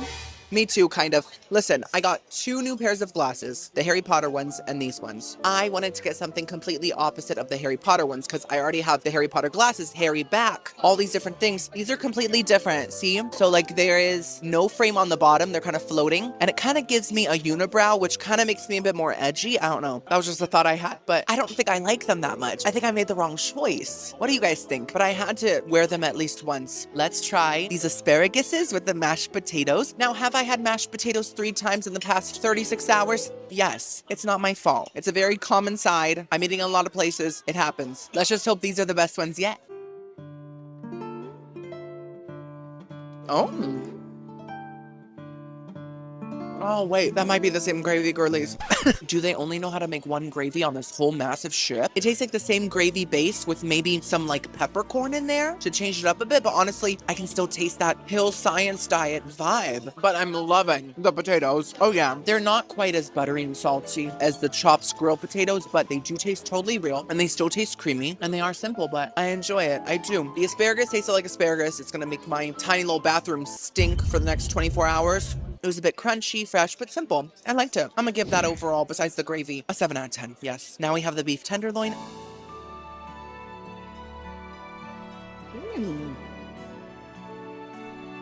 Oh.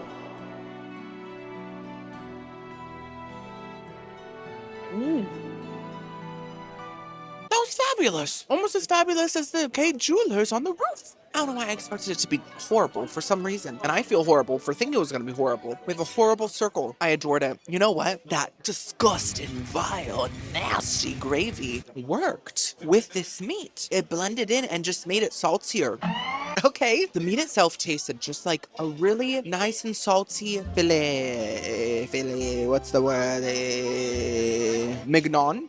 But just sliced really thin, and it was actually much more tender than a filet mignon, even though it was medium well. I'm kind of shocked by that. There's a reason why it's called tenderloin. They were like, that loin is extra tender. Name it tenderloin. It just had a perfect steak crust flavor to it, and I'm really satisfied with my meal. I'm gonna give the tenderloin a nice 8.5 out of 10. For dessert, I got the cappuccino chocolate cake. A gorgeous little slice of it. This cappuccino Taco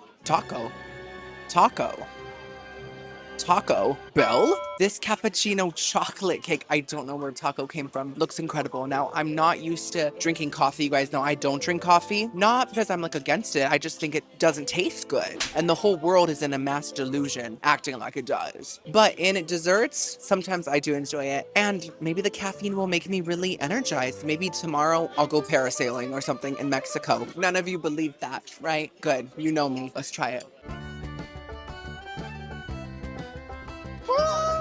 Café con leche.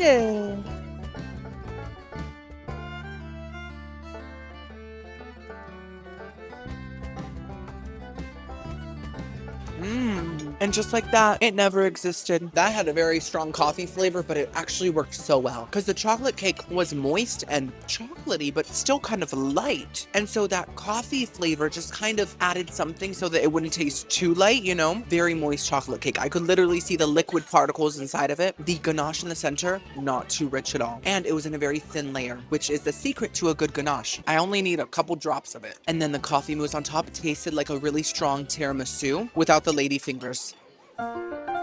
They play the best piano. So I'm gonna give that a 9 out of 10. I inhaled it. This is one of the best main dining meals I've had in a long time on any cruise. I'm impressed. Day 3. Good morning from me and my chicken. How you doing, churches? Sir, I'm a bear. Fly! She even forgot how to fly. That's crazy. This is my OOTD. Can you see it? I got my wrinkled shirt with a shriveled up collar. I would like to thank my suitcase for helping me get to this point. And I also have my really cute blue shorts that match perfectly with the shirt. Fashionista, walk. There's not much space to walk in here, but we'll manage. So today's itinerary is we're gonna eat breakfast at the little crepe place in the food court. If it's open, I'm not sure if it's gonna be open. We'll see. Everything is unpredictable on this massive world's largest cruise. And then we're going to Mexico, hey!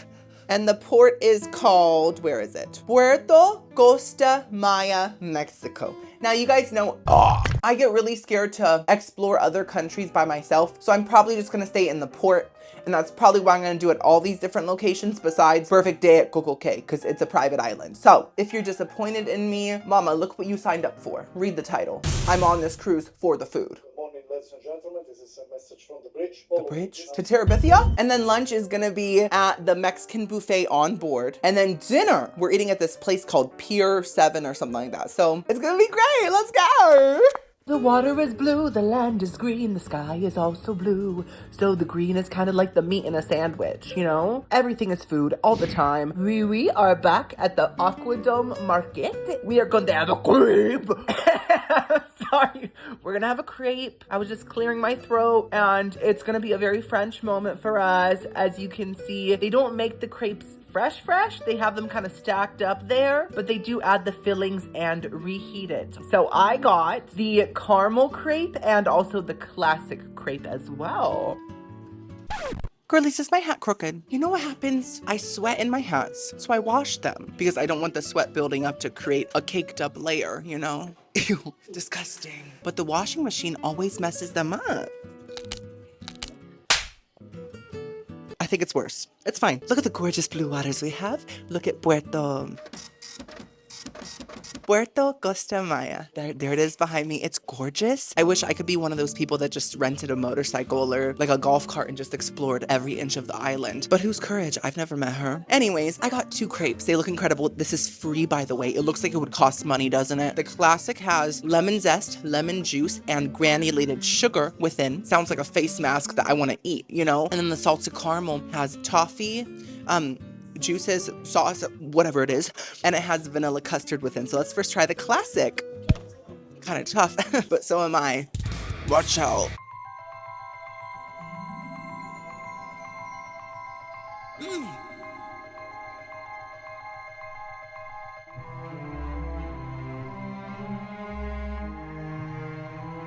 Give me a moment. Let me get the one negative out of the way. They don't taste the freshest. I mean, I can tell they were cooked on board. I just don't know when. They're just a tiny bit chewy. But the flavor combination is something that the citizens of Flavor Town would envy. Guy Fieri would say, "Hey Timmy, my carnival cruise doesn't have flavors like this, but at least they have my bright electronic hair." yeah, sorry, Guy. Are you from Milwaukee? I'm sorry. Are you from Flavor Town? I'm sorry. This is so incredible. The lemon juice is genuinely so sour.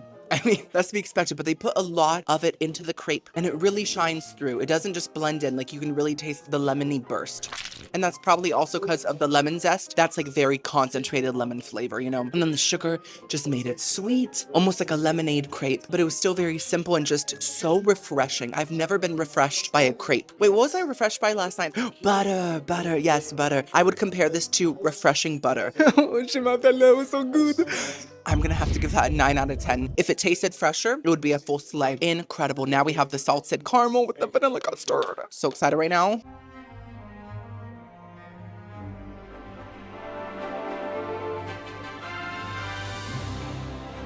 Take me to the shore right now. I can't process this on the ocean.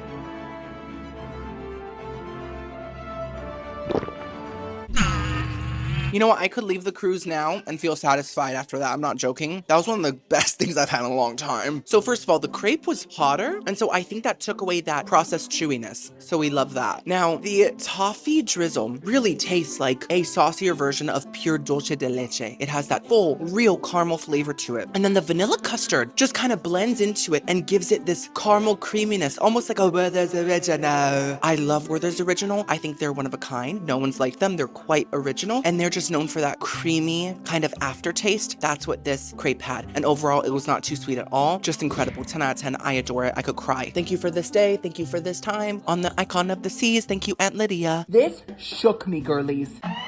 This gangway had escalators going to it. Typically on all the other cruises I have been on, there's no fancy escalator. You just kind of arrive at the gangway and it doesn't feel special, but this felt special. And they even had carpet that said Icon of the Seas and I just had to step on it. So I got off the ship and it's now time to explore. Girlies, this is the first time I'm gonna see the full size of the ship. We're gonna see the full Zaddy in his true form, the way that the big man upstairs made him. And by the big man upstairs, I mean a factory that's really big that can create a cruise. There's the grandeur of the seas, and here we have the Icon, which I still can't fit in a frame. Okay, let's keep going. Wait. I think it's just the angle, but grandeur looks real small right about now. Oh my gosh, big zaddy. Grandeur? More like micro. Okay, it's really big. Icon of the Seas is literally the size of a blue whale, and the grandeur is the size of a little crustacean on the blue whale. I just cannot comprehend it. It's bigger than I even thought, than I could even imagine. This is one of the prettiest ports I've ever been to. So many trees, guys. It was picturesque. It looked like one of those stock desktop backgrounds, and I mean that as a compliment because so many people have them because they're pretty to look at, you know? This is the sign, Costa Maya, and they have all these beautiful buildings and this gorgeous mural of Frida Kahlo. Stunning. Whoever painted that is incredible. And they had a bar, of course, because people got to get crazy everywhere they go. And this is the port entrance to all the shops and things like that. So as you can see, it's a gorgeous shopping area. They really themed it and put details and painted everything. And it was just so pretty. Tons of trees and this gorgeous building that was super intricate. I think it's like a mosaic moment. If only I had the kind of talent to make something like that, but I'm just here chewing. It's all I'm good at. And also digesting as well. And they also had some pool areas. It looked like a little water park type situation, plus a tree house. And oh my gosh, girlies, flamingo tacos, they are the creatures with the daintiest legs in all the land, and yet they're still elegant. They never trip, they never fall over. That's the kind of poise I would like to have. And if you think about it, they kind of look like yesified chickens. And I think that's incredible. The big man upstairs said, make a chicken, but make it fierce. And this is a little chocolate factory. Guys, they had whole cocoa beans. That's a cocoa bean, right? I'm assuming. And there's some gorgeous walking paths with some very pretty views. And there is our vessel, our iconic sis. So I just kept walking and walking and clacking my Gucci heels with the red bottoms on the cobblestones. I was living the fantasy, you know? And this is the area where you go if you want a taxi or someone to take you out of the port. So naturally, I went back to the ship. It is time for lunch at El Loco Fresh. So basically, this is a Mexican-style buffet with pre-made burritos, quesadillas, chips, and tons of toppings for like nachos and bowls. This is what I got. I got a pre-made beef burrito, a chicken quesadilla, and I made my own pork nachos. Do you guys know that I know how to salsa? It just naturally comes to people that are half Cuban. I never took a lesson in my life, but I can still pop it, lock it. You know, I'm so hyped to eat right now. I'm so hungry. All that exploring, you know, was very tiring. So I'm about to go and let's first try this chicken quesadilla. I'm gonna dip it into my sauces that are on my nachos. It's very hot.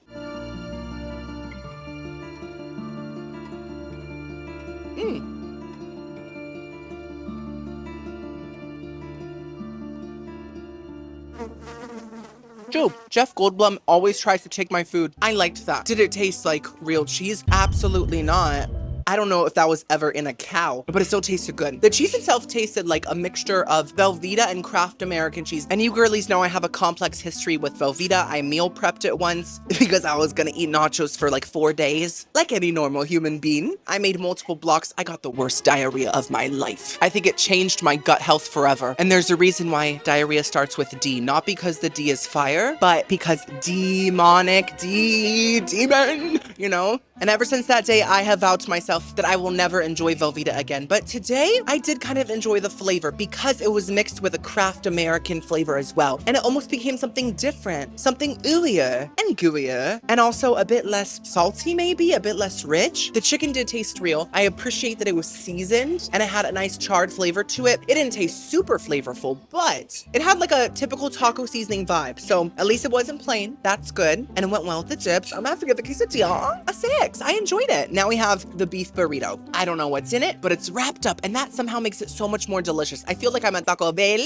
You probably haven't heard of it. I've been gatekeeping it just because I don't want people to know about my little favorite restaurant, you know what I mean? But basically it's the most authentic Mexican food you're gonna ever find. And this looks like it's a Taco Bell item. So let's see. Very nice, very dense.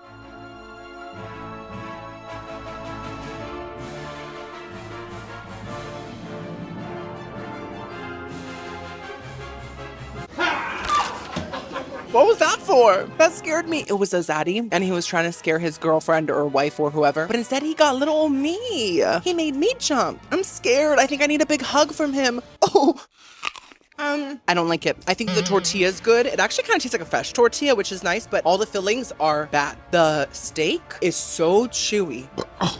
I didn't know horses could burp, and it's flavorless steak. I don't taste any seasonings on it. This is what I thought the beef tenderloin from last night would taste like. Luckily, it changed me for good, like Wicked Part 2, but this is not doing that whatsoever. And then the rice, to be honest, tastes like rice-a-roni. It has way too much cumin. It's way too salty, and it's doing too much. You know, I prefer Mexican rice to just have a little hint of tomato, garlic. This is over the top. And then the beans just taste like beans. And that's really all there is in here, I think.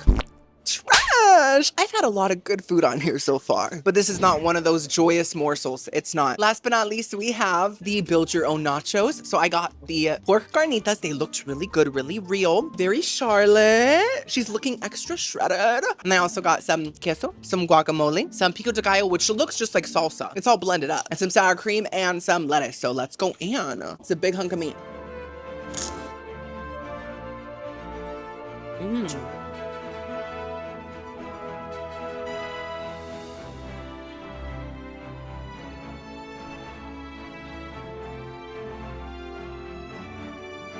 I'm so impressed by that. The chips tasted salty, classic. The toppings from the salsa to the lettuce all tasted fresh and nice. The sour cream tasted like on-brand Daisy. I guess she's just throwing her dollops around anywhere she can. She needs to repent. I used to be like her too. But guess what? My dollops are hidden. But the pork carnitas really shined. Let me tell you, I'm half Cuban, in case you didn't know. I've seen people make whole pigs in a box in the backyard. That's how you make authentic New Year's Eve pig. You know what I mean? You probably don't because you're not half Cuban, but that's a thing. And I have to say, this tastes like real pork. It's not extravagant. It doesn't have the biggest flavor ever, but it tastes slow cooked, tender, pretty lean, not a lot of blobs, not a lot of blubber. We're saving that for the whales below us. And it tasted like onions, a little bit of lime. Very simple, but it really worked for me. And it went so well with everything else. I'm gonna have to give the nachos a 9 out of 10. Slay. So the only thing I didn't like was the burrito. Mama was still hungry, so she had to get herself a nice froyo cone. Tastes like vanilla extract, milk, sugar, and vacation vibes, bro. Yeah. It makes me want to go surfing real bad. Girlies, I'm shaking. My chicken is gone. Where is she? The last time I saw her, she was flying or was trying to fly. Does anyone have any seeds? Please, where's my daughter? Where is she? I feel like Sally Field. It is time for our day 3 dinner, girlies, and we are going... Hello? Such a random picture. I love it. Spontaneous, you know? Her too. Oh my gosh, all that glitter. It's gonna take forever to get off. Poor thing. We are headed... I'm so distracted by these different pictures. Every single one is so different. We are headed to our day 3 dinner, girlies. It is a specialty restaurant, but it's one of the cheaper ones. Where am I? Where's the aft? I'm trying to find the aft. What does aft even stand for? After? After what? And where's before? This is where we are eating, Pier 7. So as you can see, it's surfer themed. It's California themed, very LA, very like smog in the sky from the pollution, you know, things like that. This is the menu. So as you can see, you get an appetizer, an entree, and a dessert. I got the chicken lettuce wraps for my appetizer. Ooh. I'm shook, girlies. First of all, the smells amazing. The waiter is so nice. Everything is fantastic. I haven't even eaten yet. I know it's gonna be great. Also, I did some research about this place. This is Pier 7, but I'm sure you've heard of Pier 1, right? They sell decor, vases for your tulips, random paintings of cows for your kitchen, you know, maybe a painting of an ocean for your bathroom. But there's also a Pier 2, they sell clothing. A Pier 3, they sell hardware. A Pier 4, you know, it just goes on and on. They all sell different things. And this one sells flavor, hopefully. So I'm really hyped about it. I did not research a thing. I'm just guessing. But what I do know is that this place is a fusion of California cuisine, which just tastes like a surfboard, and also Asian cuisine and Mexican cuisine all fused together. So I find that so exciting. That's what the waiter told me. Let me take the cilantro off. I just don't feel like it today. I'm not always in the mood for a twig. I'm gonna add all the peanuts. I love peanuts. And this teriyaki sauce. This looks incredible. It also has bell peppers, jalapenos.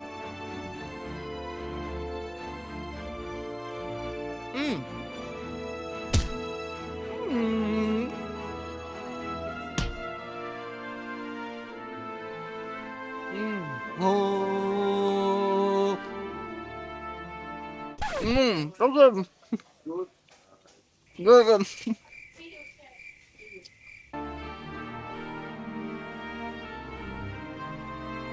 I love it. It's definitely different than your typical lettuce wraps, okay? For a lot of different reasons. So first of all, they're served cold, like Edward's skin. Jacob's warm. If he was a lettuce wrap, he would wilted.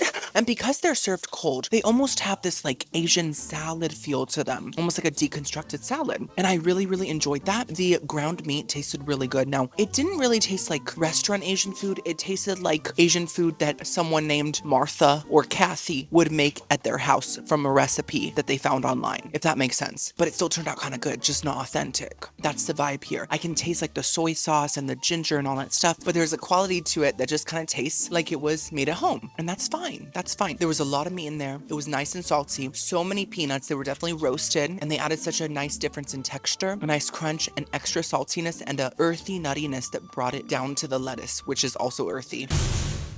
I would have said down to earth, but it wasn't the only earthy thing on the plate. Do you get me? See, these are the thoughts I have when I try to sound smart. I'm sorry, I keep trying. It's not gonna happen. It's never gonna happen. Stop trying to make fetch happen. The teriyaki sauce added an extra sweetness, but it just kind of tasted like the sauce that was already on the meat, if that makes sense. Overall, though, I really enjoyed them. As you can see, I just devoured it, and I'm still really hungry, so I can't wait for my entree. I'm gonna give it a 9 out of 10. Oh my gosh, they were so good. I like devoured them. Like the sauce. Oh my gosh, great. It was like sweet, rich. I loved it. An additional, I prepare some spices. Oh, sure. Spicy sauces. Perfect. Thank you so much for that. For my entree, I got the bibimbap. I hope I'm saying that right, with meat, and also the guy brought me sauces. Girlies, I think the waiter brought me a bunch of extra sauces because I'm a vlogger. I don't know, but he's so nice. And I feel really special. So if you want extra sauces one day, pick up that camera, start vlogging. This smells incredible. So I chose it because I've never had it before. It's called bibimbap. A colorful bowl of fried cauliflower rice, kimchi, creamy avocado, and gochujang sauce topped with a fried egg, and I added meat to it because he said I could. So I was like, the more meat, the better. It's gonna break my little yolk. Pop like a pimple. Spread that around. We got the cauliflower rice underneath. Okay, it looks like real rice to me. I'm gonna try to get everything in one bite.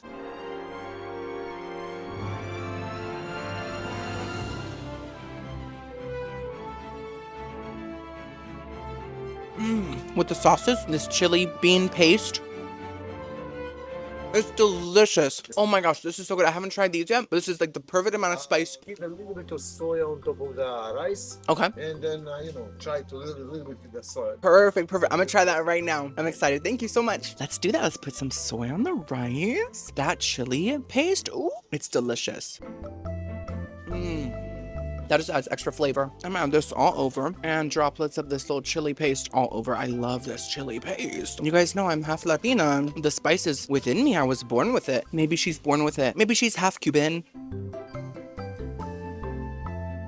I love this. I love it. I'm really pleased with the Pier so far. It's so much better than Pier 1. I would rather eat than shop for a house. I'm sorry. I only have a house. I rent an apartment, but I do have a stomach. Let's go through each element. Fried egg, crispy, juicy, hatched, fresh on the farm. Yeah, they got a farm on the ship too. It's that big. I saw the cows grazing in the island sun. They loved it. They were like, moo, moo, yes. The fried rice is a simple fried rice, but it's fantastic. It reminds me of like a classic hibachi fried rice. So it's very salty, has a strong soy sauce flavor, and it tastes a little caramelized, and then all the veggies. The cucumber salad is so fresh, the kimchi is so crunchy, and the meat was perfectly cooked. It was chewy, but it felt like it was supposed to be chewy. It's like the certain cut of meat that it is, you know what I mean? There's certain chewy parts, and then there's certain tender parts. Like the wagyu is the tender chunk of the cow, and then like the cheeks are the chewy part, because cows do a lot of squats. They want to impress the bulls, and it tastes charred and seared. This is another 9 out of 10. I'm really impressed by this place. For my dessert, I got the caramel waffles, which came with caramel sauce and ice cream and berries. Girlies, it's not breakfast, I know, but have I ever been one to follow the rule book of life? Never. In fact, I'm gonna rip that rule book up and I'm gonna throw it into the fireplace, just like Amy did to Joe's book in Little Women. She was so jealous that Joe was smart, educated, intelligent, and all Amy cared about was having a nose job. Wow. And back then, they didn't have hard drives to save a book on. It was 1802. And Beth was just lying in the corner with a fever. No one cared. This smells so good. So it's the caramel waffles. Fluffy waffles with melted butter, fresh berries, and a thick caramel drizzle, topped with vanilla ice cream. Also, the wonderful waiter gave me an extra caramel sauce. What a wonderful man.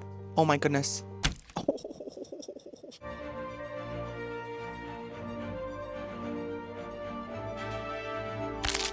Oh my god.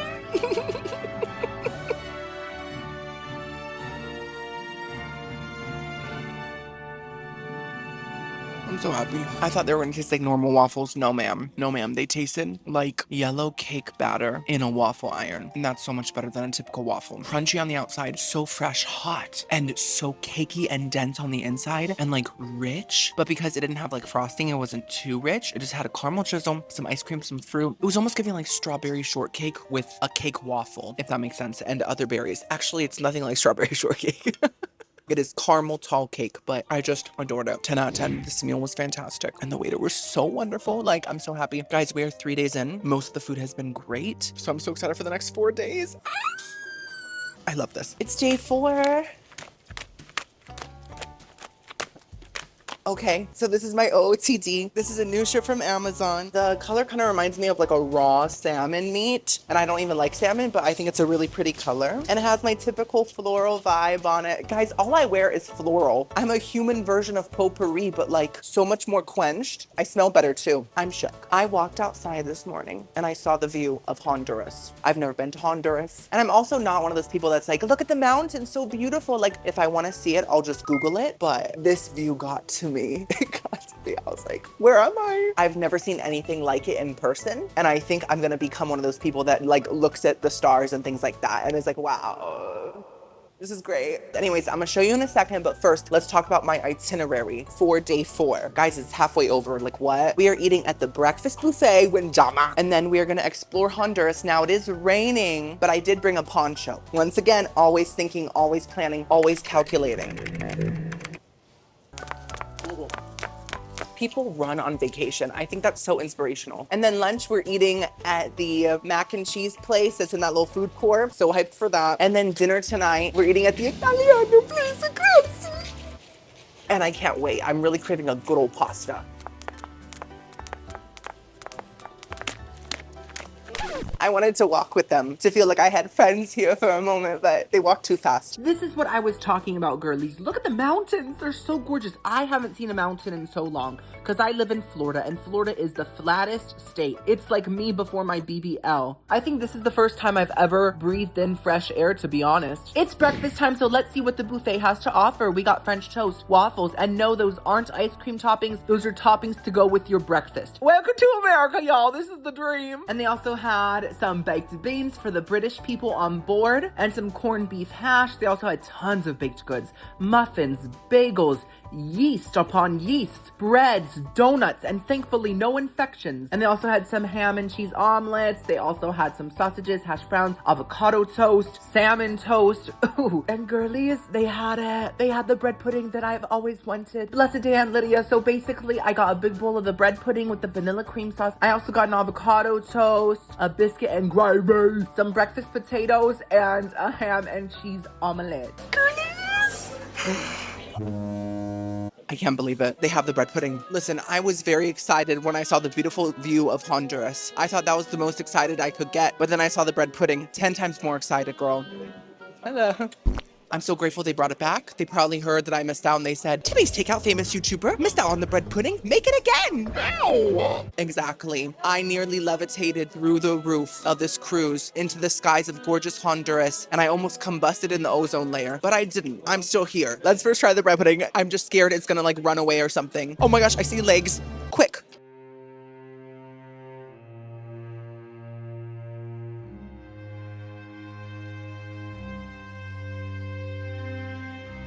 Oh no! It's still bread pudding. I'll eat it.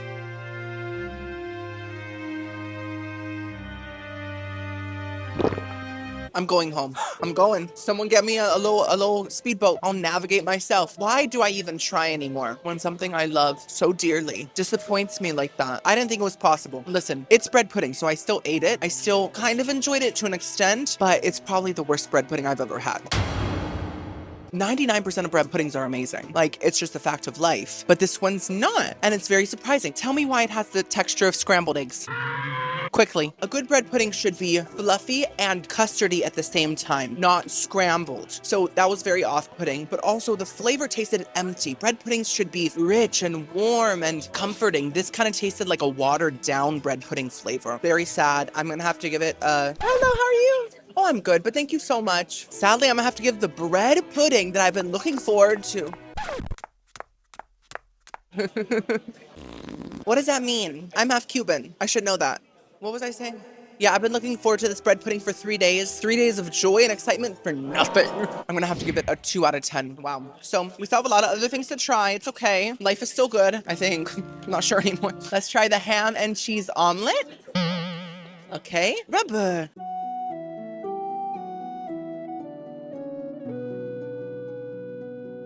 okay, I like the flavor. It was very tough. I think the chicken that hatched this was maybe part of the MMA or something. I think she just went too ham with the whey protein, you know. I can't tell if it was overcooked or if it was just sitting out for too long. Either way, super tough. But I love the flavor. The flavor tastes like good old like sit down restaurant eggs, like Denny's eggs. And you might be thinking, Timmy, I would never eat at Denny's. I'm too high end for that. It's trashy. listen, Denny's has a few good things, and the scrambled eggs are one of them. They're amazing. They're very buttery, and they have a signature flavor to them that's kind of indescribable. That's what these taste like. The ham and cheese were both very light in flavor, so I could barely taste those, but I liked it. You know, I'm gonna give it a 5 out of 10. 5 points off for the 5 protein shakes that the chicken drank right before giving birth. Now we have breakfast potatoes. I think I've tried their hash browns before, but not their breakfast potatoes, so I'm hyped.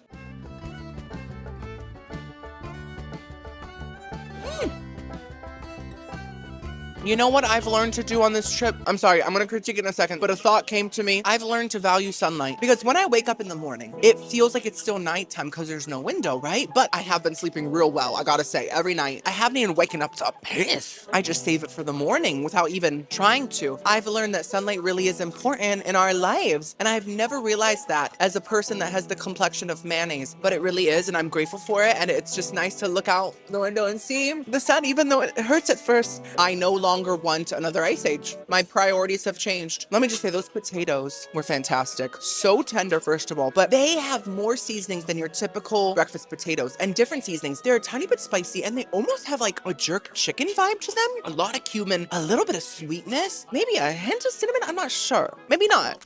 I don't know. I can't tell if I tasted that or not, to be honest, but something in my soul felt that. And just super salty with this almost, you know what it tastes like? When you put tons of seasoning on a piece of chicken and you grill it, and then some of the seasoning gets a little bit kind of like caked up and burnt, but it tastes real good. It tastes like that on potatoes. Fantastic. 10 out of 10. I'm very impressed. Now, this biscuit looks really good to me. The biscuit looked real shiny, and it reminded me of Church's chicken biscuits because they have like the honey butter biscuits. I love those. So I'm excited to see what these are giving. Oh my, sorry.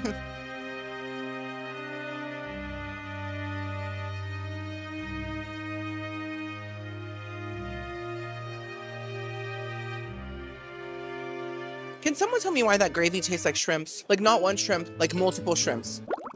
It's not really fishy, but there's a shrimpiness to it that kind of reminds me of like a shrimp ramen, but like creamy. Interesting. I don't know how I feel about it. I don't hate it. Just weird. Also, I think the gravy could be a little thicker. It didn't really stick to the biscuit as much as I wanted it to. And the biscuit does have a golden brown flavor on the outside, but it's quite dry. I think I might have some eczema. Girl, I got a cream for that. I got a dermatitis. I got eczema on my hands. Don't worry, I got you. Other than that, it had a very basic baking soda biscuit flavor. So, I don't know, I'm gonna give that a 4. 1 for each shrimp that was used in the gravy. I don't know if there's shrimp in it. I'm just saying, Royal CEO, please stop coming for me. Let me speak my truth. It just tasted like that. Now we have avocado toast. This is kind of giving caprese. Avocado toast. Oh my God, Jojo Siwa. Girl, there's a guy staring at me with like disdain. I'm sorry. I'm not Jojo Siwa, I promise. I'm a totally different person. And she seems kind of nice. I kind of like Jojo Siwa. I think everyone's too hard on her. I think she's trolling us all. So it has cherry tomato, it has balsamic glaze, a piece of fresh mozzarella, and a piece of basil. I'm not a big fan of basil. I'm gonna take it off because I don't want it to ruin it for me. I mean, I like don't mind basil, but in its pure form like that, it's a little too basil-y. It's a little too much of itself.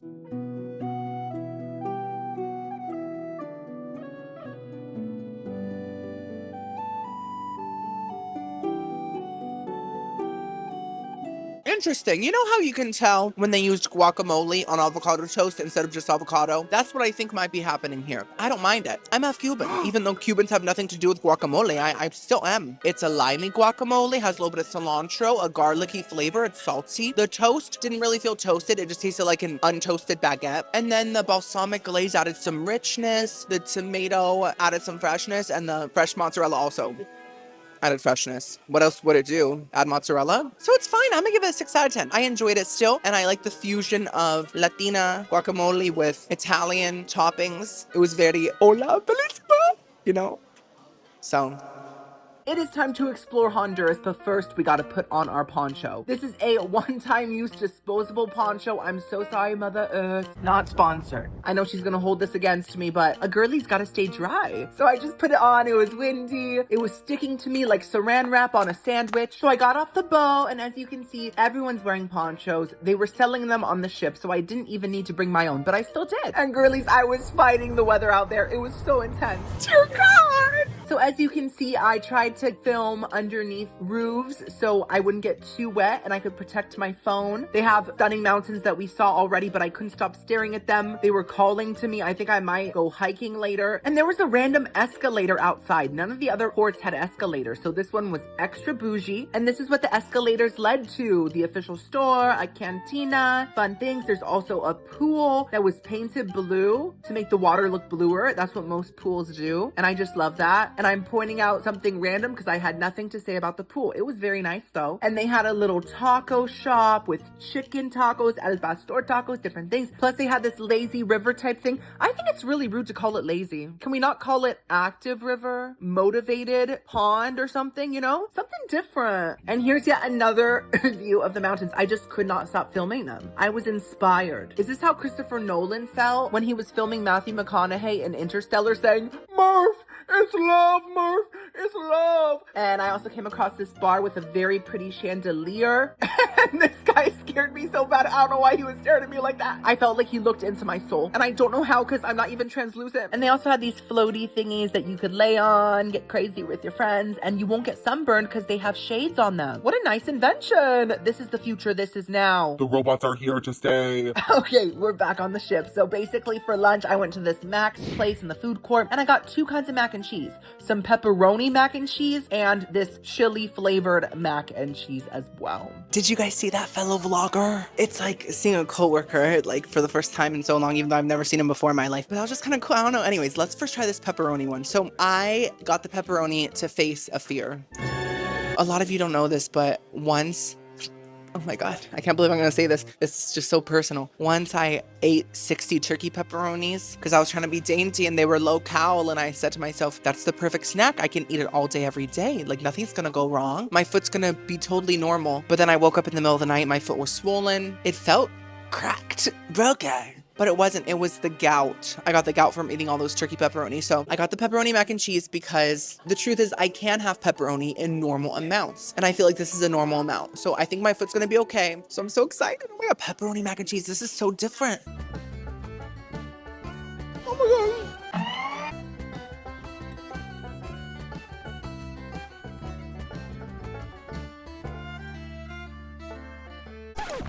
God.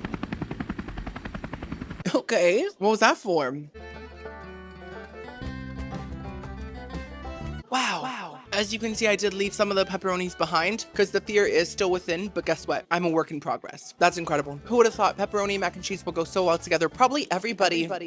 Everyone on this earth, but they really do. The mac and cheese itself is not like the sand and cheese that I had at the buffet the other day. It's totally different. It actually has a saucy texture to it. It doesn't taste like butter. And there's a sharp cheddar flavor that I'm really loving. Like a white cheddar, you know, so a very, I think that's from Vermont. Vermont. How do they talk in Vermont? Like this? No. Vermont. What? I'm sorry to the people of Vermont. You're probably so upset right now. Girl, I don't know you. I don't know your life. Then the pepperonis bring an extra saltiness, an extra tanginess, and that rich pizza meaty flavor. It really does taste like pizza overall because of the cheese with the pepperoni. And this is really good pepperoni. It's like kind of crispy on the edges and it's so flavorful. Just incredible combination. 10 out of 10 would get the gout again for this dish. I take it back. I'm sorry. I don't want to tempt fate. Now let's try the chili mac. This intrigues me. I love a woman that can do the unexpected. I'm talking about you. Me? Oh, I'm nobody. You're Timmy's Takeout. You're somebody to me. I'm intrigued because most chili macs have much more of a chili looking sauce, not really a creamy sauce. This is a creamy sauce with meat in it, and it smells kind of like queso with taco seasoning in it. And that sounds good to me, so.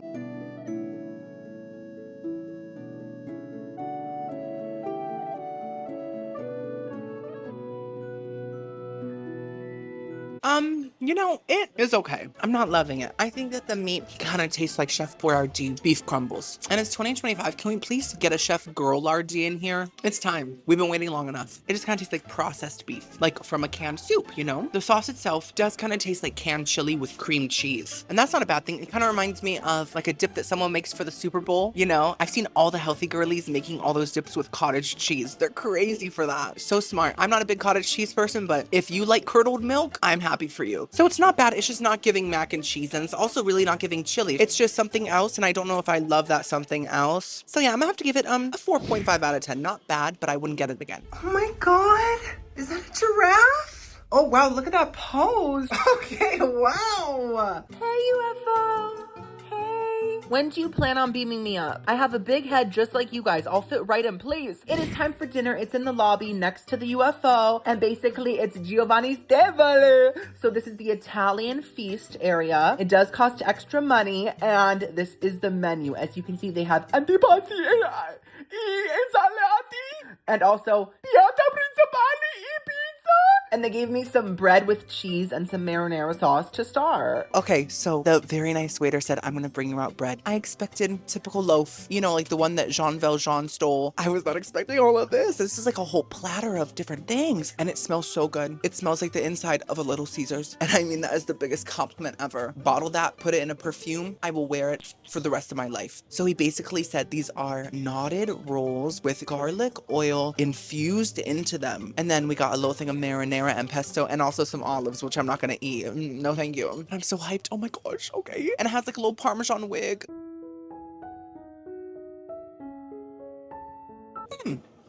Okay.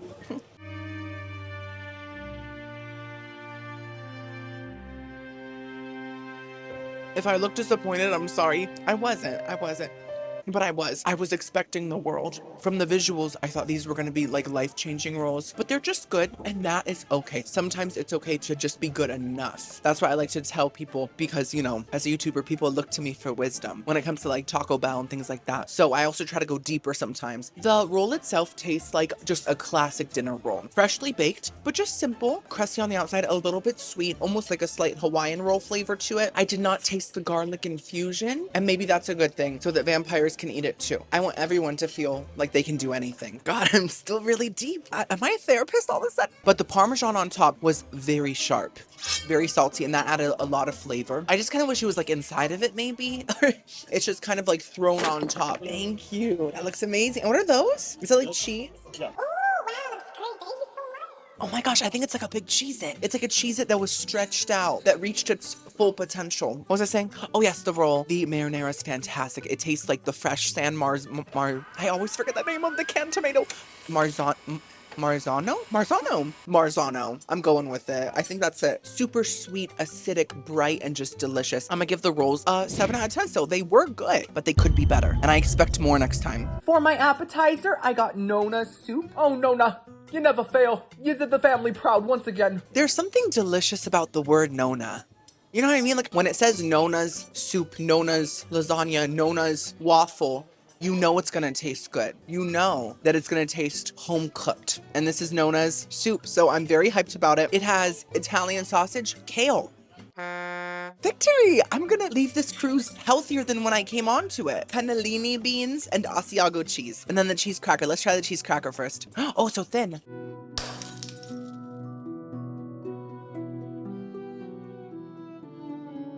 And now the soup, we have big chunks of sausage.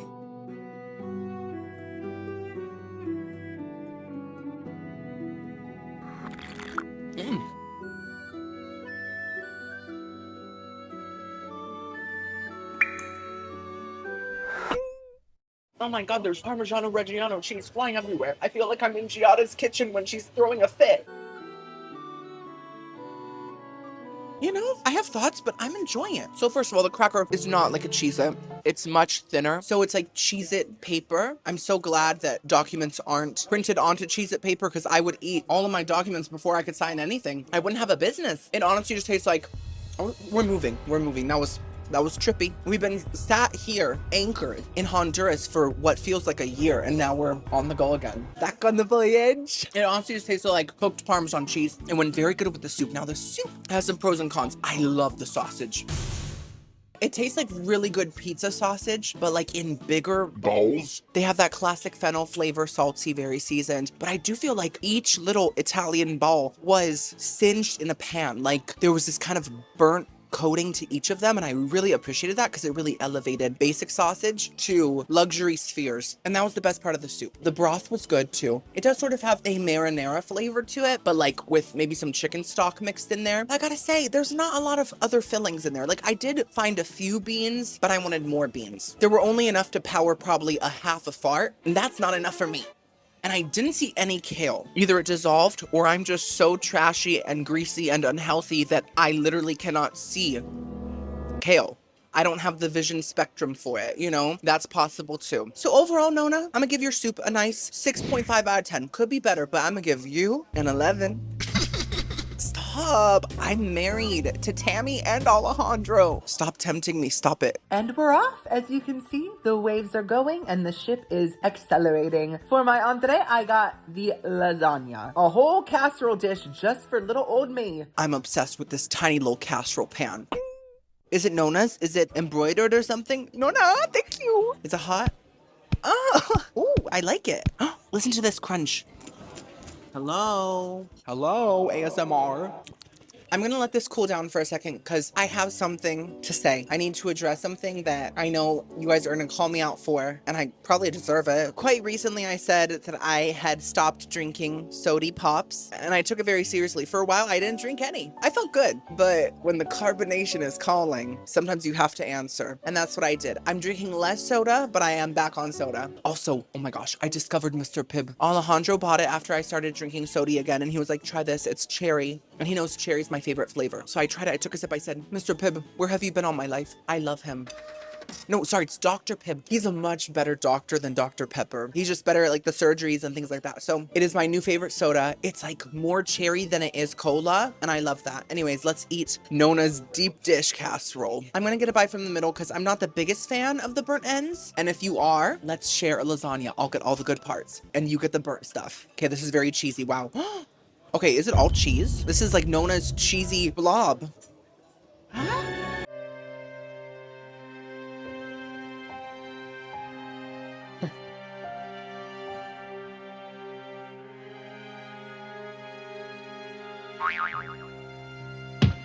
Oh my god. Okay. Oh my gosh, great so far. And I lied. I don't love it. I don't.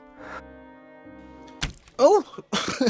Girlies, believe it or not, there is such a thing as too much cheese. I've always thought that was a myth. I always thought, I don't believe that. Cheese has always been there for me, but it's real and it can hurt you. There's so much cheese in this. I actually feel like there's barely any noodles in this and barely any sauce. It's genuinely mostly cheese. There's like maybe 2 noodle layers in this whole thing possibly.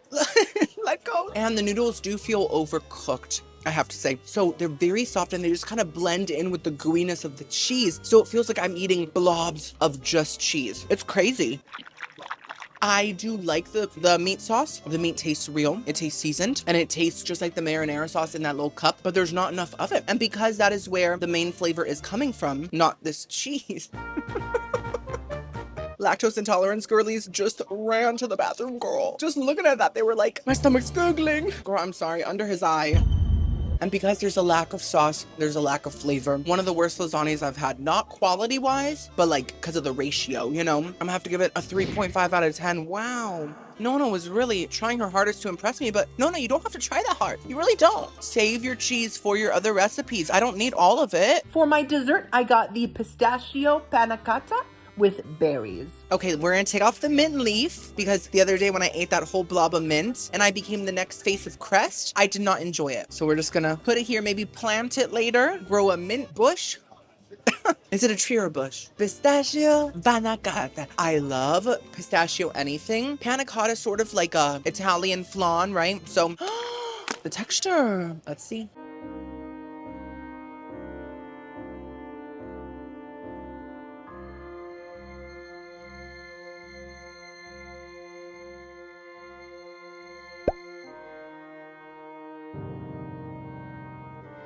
Yeah, Just like the lasagna, I thought it would be a safe home run, but it's not great. I love the texture. This is the best panna cotta texture I've ever seen. Typically, there's like a weird kind of like watery layer on top of the panna cotta sometimes, but not here. This is just pure, rich, thick goodness. But the pistachio flavor tastes like pistachio flavoring. Was it flavor or was it flavoring?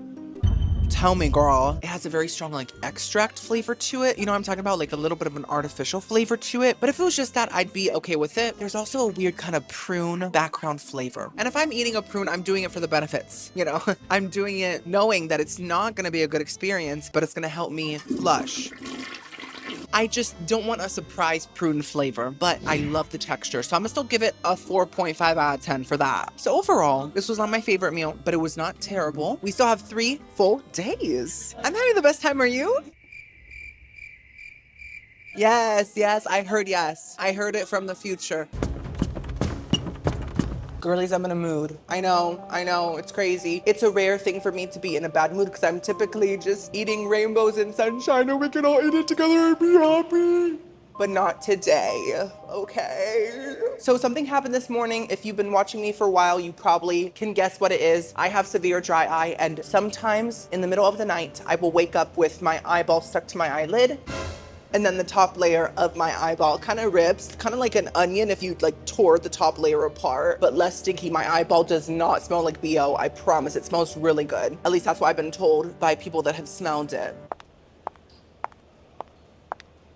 Did he hear me talking about someone smelling my eyeball? When that happens, I experience excruciating pain for about an hour, and then it somehow just kind of goes away. I guess that the eyeball heals quickly, I don't know. And I do use a special kind of ointment that's supposed to prevent that, but it still doesn't work. That's how dry my eyeballs are. They can defeat ointment. Honestly, it's kind of powerful. Like, whoa. So it happened at 7 a.m. I was awake until 8 in agony. It's not funny. Why am I trying to make it funny? It's really not. It's terrible. And then I fell back asleep and I accidentally slept until 10:30. So I missed breakfast. I have a schedule I like to stick to, girlies. I don't like to skip meals when I'm filming. I don't like to change it. It's too wild for me. And then I had to get dressed. So I was showering and doing all that stuff and I was kind of rushing because I didn't want to hold up the guy that's been cleaning my room every day because he cleans it around the same time. And I didn't want to mess up his schedule because one, I'm a people pleaser, but also I just didn't want him to have a bad day too. So that's what's been going on. Now I'm here. It's 11:30. I haven't eaten. So I'm a little bit hangry, but I'm still looking super hot and quite masculine. So at least that's a blessing. The good news is even if I am not used to changing plans, I figured out a way to make today work. We're gonna have brunch at the other buffet, Surfside Eatery. So it'll be a bigger meal than usual. And then we're gonna explore Cozumel, Mexico, which I have once before, but a lot of you probably haven't seen it. So we're doing it again. I'm so excited. I just can't wait to see the same gift shops twice. And then dinner, whoa,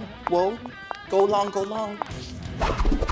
Gotcha, bro. We are eating at a sports bar for dinner, so I'm just already trying to feel that energy. Let's have brunch, girlies, at the Surfside Eatery. Oh, I cannot wait to devour the whole buffet and eat so much. Oh my goodness, it's not open for lunch. Girlies, the day keeps getting worse. Jiggle. That's okay, we can eat at the sports bar for lunch instead of dinner. Let's do that. Oh wait, they're not serving food right now either. Am I in the Twilight Zone, huh? I just checked the times. I assumed they'd be open for a meal, but apparently they're only open for snacks at 3. So we're not doing the sports bar. Timmy, breathe. Let me look at my schedule and see what I can move. This is too much for me. I finally found a place that was opened. Sorrento's. This is what we're having, girlies. Basic old pizza, but I'm very grateful. They have some gorgeous decor of course, different pizzas and also some people from 1802. And this queen that is living the dream, wearing a big old cheesy goopy pizza hat. As you can see, they have 3 kinds of pizza: pepperoni, cheese, and I forget the name of the other one, but it had lots of veggies on it. Plus, they're making the pizzas fresh. That's incredible. I didn't see that plot twist coming. So I got all 3 kinds of pizza: cheese pepperoni and cheese with vegan toppings. Did I mention that this eye is super blurry and it will be for probably 2 days? Timmy, stop it. The darkness in my soul is trying to take over and I won't let it. I won't. Starting right now, we're back. We're happy. We are gonna be toxically positive. This is only part 1 of lunch. I want you to know that. We're gonna also try this little Pearl Cafe next door. Let's first try the cheese.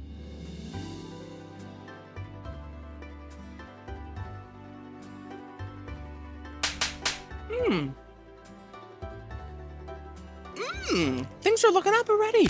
That tastes like a frozen pizza crust, but not like delivery. like DiGiorno, right, with a lot of fresh, really salty mozzarella. The tomato sauce is so simple, but so bright and like sour, and I love that. Honestly, I don't taste any Italian seasonings whatsoever. No prosciutto or Pinot Grigio, you know, nothing like that. But I really like just that tomato simplicity. Overall, it does taste processed, but the toppings don't. They taste real fresh. So I'm gonna give it a 6 out of 10. I really enjoyed that. Now we have pepperoni. It'll taste the same, but with pepperoni on top.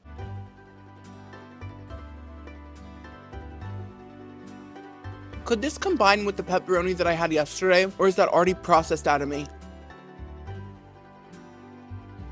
Now I'm scared. It's okay. You know, no pepperonis for the rest of the trip. They're forbidden. Just like the West Wing and Beauty and the Beast. I forbid you from going in there. He's not the monster, Gaston. You are, sis. I think I'm having a meltdown. That tasted just as good as the cheese one, but actually a little bit even better because the pepperonis added something else. They added an extra saltiness. They're good pepperonis, and they actually have a hint of a red pepper flavor, like a red bell pepper. And I really enjoyed that. Maybe it's a different sauce and there's red bell pepper in the pepperoni sauce. I don't know, but I could taste it. I'm gonna give that one a 7 out of 10. Okay. Now this one, it was called, what is this called? I can't read it. One of my eyes is blurry. We're just gonna say this is my punishment pizza. It has mushrooms. You see that? And I think I deserve the punishment for waking up so negative. This is gonna teach me a lesson for sure. But it also seems to have maybe a white sauce. I don't see any tomato sauce. Feta cheese, love feta, a lot of green peppers, some red peppers, and onions. I think the first bite doesn't have any mushrooms, so let's savor this, shall we?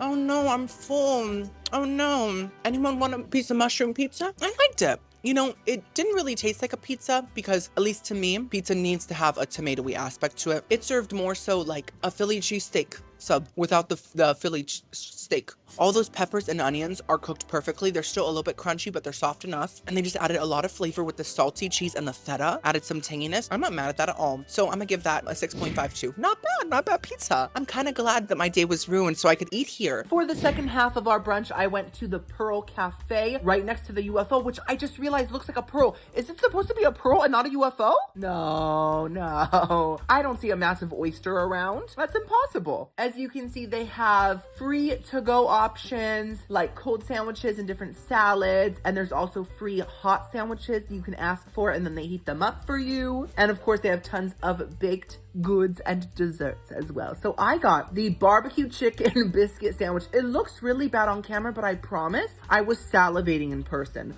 over this dried up crumb. And I also got a marble cupcake.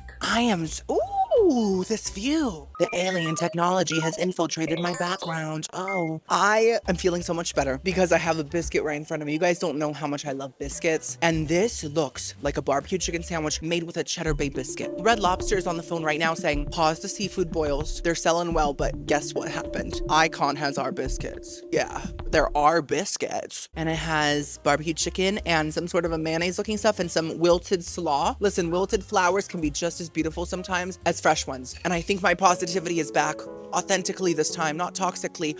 Hello, old friend. I'm me. And this marble cupcake looks good too. I think that the raspberry represents the marble because it's like a little round shape. That's interesting. Let's try this. It is freshly toasted.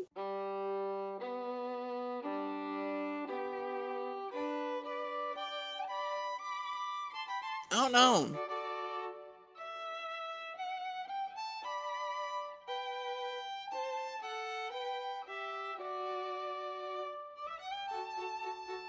That biscuit is a deceiver. The biscuit looked really, really good. But to be honest, it didn't taste like a good biscuit. It didn't even taste like a biscuit. It tasted like crumbly Wonder Bread. And I'm wondering why it tasted like that. There was a sandwich bread flavor to it. It was not buttery enough whatsoever. It looked like it had cheese in it. I didn't taste the cheese. It just didn't taste that good. But on the bright side, woo! I love the chicken. The barbecue chicken is fantastic. It's fully real, shredded. There was a lot of it, big portion. And the barbecue sauce was so nice and tangy. It wasn't too sweet. Sometimes, you know, when they put tons of barbecue sauce on these things, it can just get real sweet. This one wasn't. It had more of a vinegar kick to it. Now the salad to me did taste kind of weird because it was like semi-hot, semi-cold and just kind of shriveled. I don't think it was necessary. And it's kind of weird to like toast slaw. Have you ever had toasted coleslaw? Was it crispy? No. So I love the chicken. It didn't like anything else. I'm gonna have to give it a 5 out of 10, but not bad. I still enjoyed it. And now this is the marble cupcake. Look at that. Okay, it has some chocolate, some vanilla.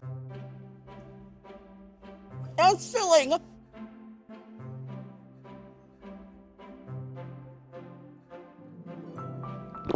Oh my god, that's it. I typically have an issue with cupcakes because first of all, I want more cake than just a cup size, but also I feel like most of the time they have so much frosting and it's just too much. I don't like that much frosting. This had a little dollop of frosting in the center and it was more cake than frosting. Perfect ratio. Fantastic. The frosting itself tasted like a fudgy chocolate ganache and the cake itself tasted like a bunt. I love the dual chocolate vanilla flavors and that little burst of freshness from the raspberry. Loved it. 10 out of 10. Oh yeah. So Pro Cafe was decent. I had a good time here. Oh my gosh, guys, it makes me think of if you've seen this, you are that girly. Let me just say that. This is something that a lot of people haven't seen. There was this mini series called The 10th Kingdom on ABC when I was a kid. We recorded it on the VHS player. I watched it all the time growing up. I was obsessed. It was basically about like all the fairy tales put together into one kingdom. That was it. That was the story. And there was this really delicious scene where the wolf man was going to propose to Snow White's granddaughter. And he buys this singing pearl ring. And it was just the most delicious looking thing. It was made with horrible CGI, but like delicious CGI, you know? And at the end of the movie, it was somehow in a fish. And then when she ate the fish, the pearl was in there singing. And it was so riveting and made me salivate. I don't even like fish, but I want to eat the pearl, you know? Don't eat pearls. It's probably not good for you. Anyways, have you seen 10th Kingdom or not? Hello, Cozumel, Mexico. I was not here just a few months ago. That was a different multiversal Timmy, and I don't remember anything about it, so it's all new to me. Anyways, as you can see, we are parked right next to Holland America's ship, which I've never even heard of this line in my life, so we have to try that out, girlies. Hello. As you walk into the Cozumel entrance, you are greeted with Margaritaville's terrifying piranha. I don't know why they have a piranha right up front, and it's also very oversized. Like, piranhas are typically much smaller. This is the entrance. Very pretty. I love the orange color, and they also have some really cool buildings like this one and a massive chair for those giants in Ella Enchanted. They had nowhere to sit, but Margaritaville said, "Here, I built you a chair. You're welcome." There's some more shops and different things to see. There's some inside shops as well, like a little mall type situation, type deal, type moment. And there's some places to party it up, you know, and a big Cozumel sign. And now I'm back on the ship a couple hours later. It's time for dinner. Guys, I'm sorry that was such a short tour of Cozumel, but I'm pretty sure you saw my last video where I toured it, right? And I know that you were thinking, oh, I don't want to see that again. See, I could sense that. So I'm just catering to my audience. And we're finally eating at Surfside Eatery, the buffet, for dinner. This is the inside of it. It's very cute. As you can see, they have some salads, some fruit, and some dinner options, plus some weird fun options. There was a lot of like creativity happening in this buffet, which sounds like shade, but it's not. I think it's very cool. And some dessert. So for my entree, I got some potato salad. I got some dino nuggets, this sausage on a stick, some pork enchiladas, and this weird pizza. I'm feeling so much happier. My eye blurriness is already kind of diminishing just a little bit. Typically, it takes longer. I can kind of see you again. You're gorgeous. And I've gotten a lot of editing done, been very productive. Guys, this is my biggest project I've ever made on my channel. So I am working every hour, every day to deliver this to you before Thanksgiving. So you have something to be thankful for. You know what I mean? Family, whatever. Loved ones, this video, priceless. Now, I did not realize this was like a family themed place. All the food is very like family friendly. Was that a fart? I think someone farted. Don't look. I don't want to embarrass them. I've been there too many times. All the food is very family friendly. We have dino nuggets. There's like a Wizard of Oz Wicked theme going on because this is called like a scarecrow, like sausage stick or something. And then also there was like a cowardly lion burger. Oh, also this like pizza is really weird. I didn't see the label, but there's like fries on it and swirls of sauce. So I'm ready. Also dino nuggets. I love a dino nugget. I mean, like I haven't had them in years and years and years because I'm 31. I'm an ancient relic. Edward's not gonna love me when I'm old and dusty, but I'm really hungry. I'm ready. Let's first try the potato salad.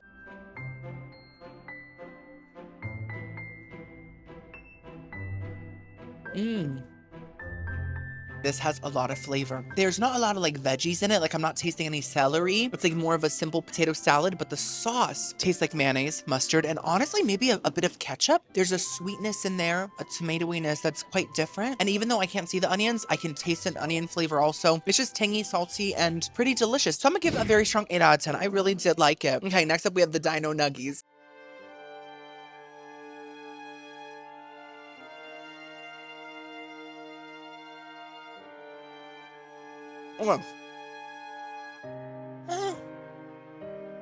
Pity me. A fool once again. I thought these would taste a bit better than like frozen dino nuggets because it's like a restaurant. You know what I mean? I thought they'd be a bit more real tasting, but no, they taste exactly like Tyson, that evil man that makes the most vile chicken products. Yeah, I said his name. He's like Voldemort in the supermarket industry. Tyson, Tyson, Tyson. I'll say it again if I have to. His chicken products just, to me, they're the most famous, but they're the least good. They just always taste like foam, tasteless foam. And that's what this tastes like. It tastes like tasteless Tyson foam, but even more dried up. Because I feel like when we cook Tyson chicken nuggets at home, they kind of retain some moisture. I feel like these were maybe fried. They're like very hard, almost like a Tyson branded rock. And just all the moisture has been sucked out of them. Maybe they were dehydrated for a few days. I don't know. I've seen lots of vegans dehydrate things in their little dehydrators and it takes a while. Like fruit leather. What else do they make? Oh, like kale chips. I've seen them dehydrated kale chip. It's a riveting process, but I wouldn't think it would taste good. I watch a lot of vegans actually. Sorry, I like to support people that are like me. And I love being vegan. I'm gonna have to give those a 3 out of 10. We have this pizza. Like I said, I don't know exactly what it is, but there's fries, I think barbecue sauce, and possibly ranch and cheese. Oh, and bacon. I love bacon, I love you. I love bacon, I love you.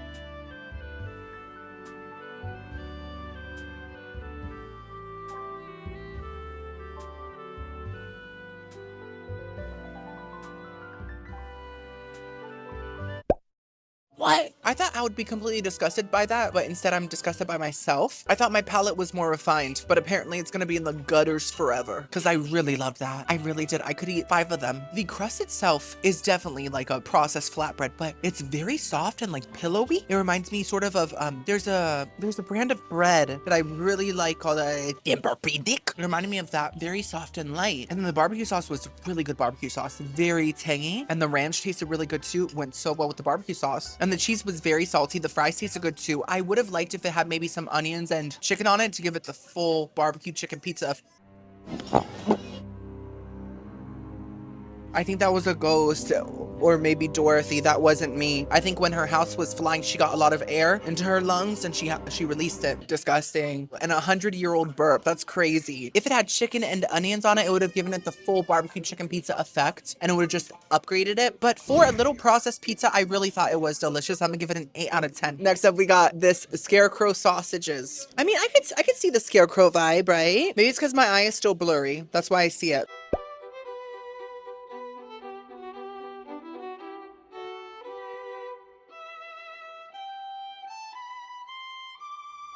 Okay, that's not bad, but I don't love it. Do you know that store-bought, like, snake-looking sausage in that clear packaging? I don't like that. I don't like that one. It's just too chewy and, like, salty, and this one's kind of getting that a little bit, but it also has a nice element to it of, like, this light pork flavor that I'm enjoying. I just don't love it. I'm gonna give it a 5. I think that's fair. Now it's time for the enchiladas with the sauce. Looks really good. By the way, guys, this place is called Surfside Eatery, and it's making me feel very nostalgic because I've never really talked about this, but I used to be a surfer. I mean, I grew up in Florida, right? Of course, it's very common. I enter some competitions like the Cowabunga Dude contest, and I surfed those waves. I think that the world record was broken. It was like 3 hours on the same wave. And people were like shook. They were like, is he really doing that at the height of 5'7"? And I became Mr. Cowabunga Dude 2018. That was before my YouTube career and everything. Anyways, memories. Let's try this pork enchilada. Okay, it's very full.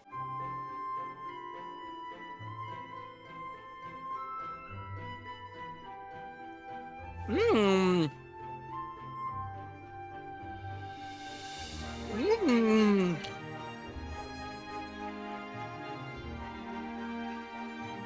Qué linda. I'm impressed. The pork inside is not that flavorful, but tastes like pork. It tastes real. It's tender. There's no fat blobs. Like, I can't complain about it. It's a nice pork simple filling. Now, my one complaint is that the tortillas are flour tortillas. I really will never understand why people use flour tortillas for their enchiladas. Like, do you not know what authenticity is? I'm half Cuban. We don't have enchiladas, but I know about these things. Flour tortillas get stretchy when they're cooked in a sauce. Corn tortillas just kind of get cakey and they're easier to eat. The texture's not icky. It just works so much better. So that's my only complaint, but the sauce and cheese on top, very flavorful. They brought enough flavor to carry the ooey gooey tortilla and also the simple pork. And I appreciate that. The sauce actually tastes a lot like mole. And I love mole sauce because it literally has everything everywhere all at once in it. Like not the movie, but they put so many things into it, like chocolate, nuts, and seeds, and like crackers, and tons of seasonings and tomatoes and chilies and all that stuff. And they blend it up and it becomes this incredible sauce that tastes cohesive somehow. And that's what this tastes like a light mole. And it really made this trip to Flavortown possible. For my dessert, I got some gluten-free flan with a chunk of popcorn on it for some reason, some no sugar added coconut cake, a toffee cheesecake, and some tres leche dulce de leche. Why does this dessert selection look better than the main buffet? Tell me that. I'm very happy about it. All of it looks amazing. And there's something for everybody, guys. This coconut cake is no sugar added. This flan is gluten-free. That's incredible. They're including everybody. Is there anything for dermatitis? Like an anti-dermatitis cupcake, maybe stuttering ice cream. You never know where science is gonna take us. Let's first try the no sugar added coconut cake. I love sugar-free desserts. Speaking of talking, Timmy, speak up. Say it right next time. I love sugar-free desserts. I have the whole cake in one bite. You would never know that was sugar-free. Okay, maybe you would, just a little bit. It is a very light sweetness, but it's very refreshing. The cake is just a simple vanilla with whipped cream, a tiny hint of coconut, and a raspberry. Simple. 8 out of 10, yes. Okay, now gluten-free flan. Is that a piece of popcorn I see? Listen, I haven't said this in this video yet, but I'm half Cuban, and I don't think that's authentic to flan. I've never put popcorn on my flan. You know what this flan needs? A kernel of popcorn. Girl, no. Oh, this is a thick flan.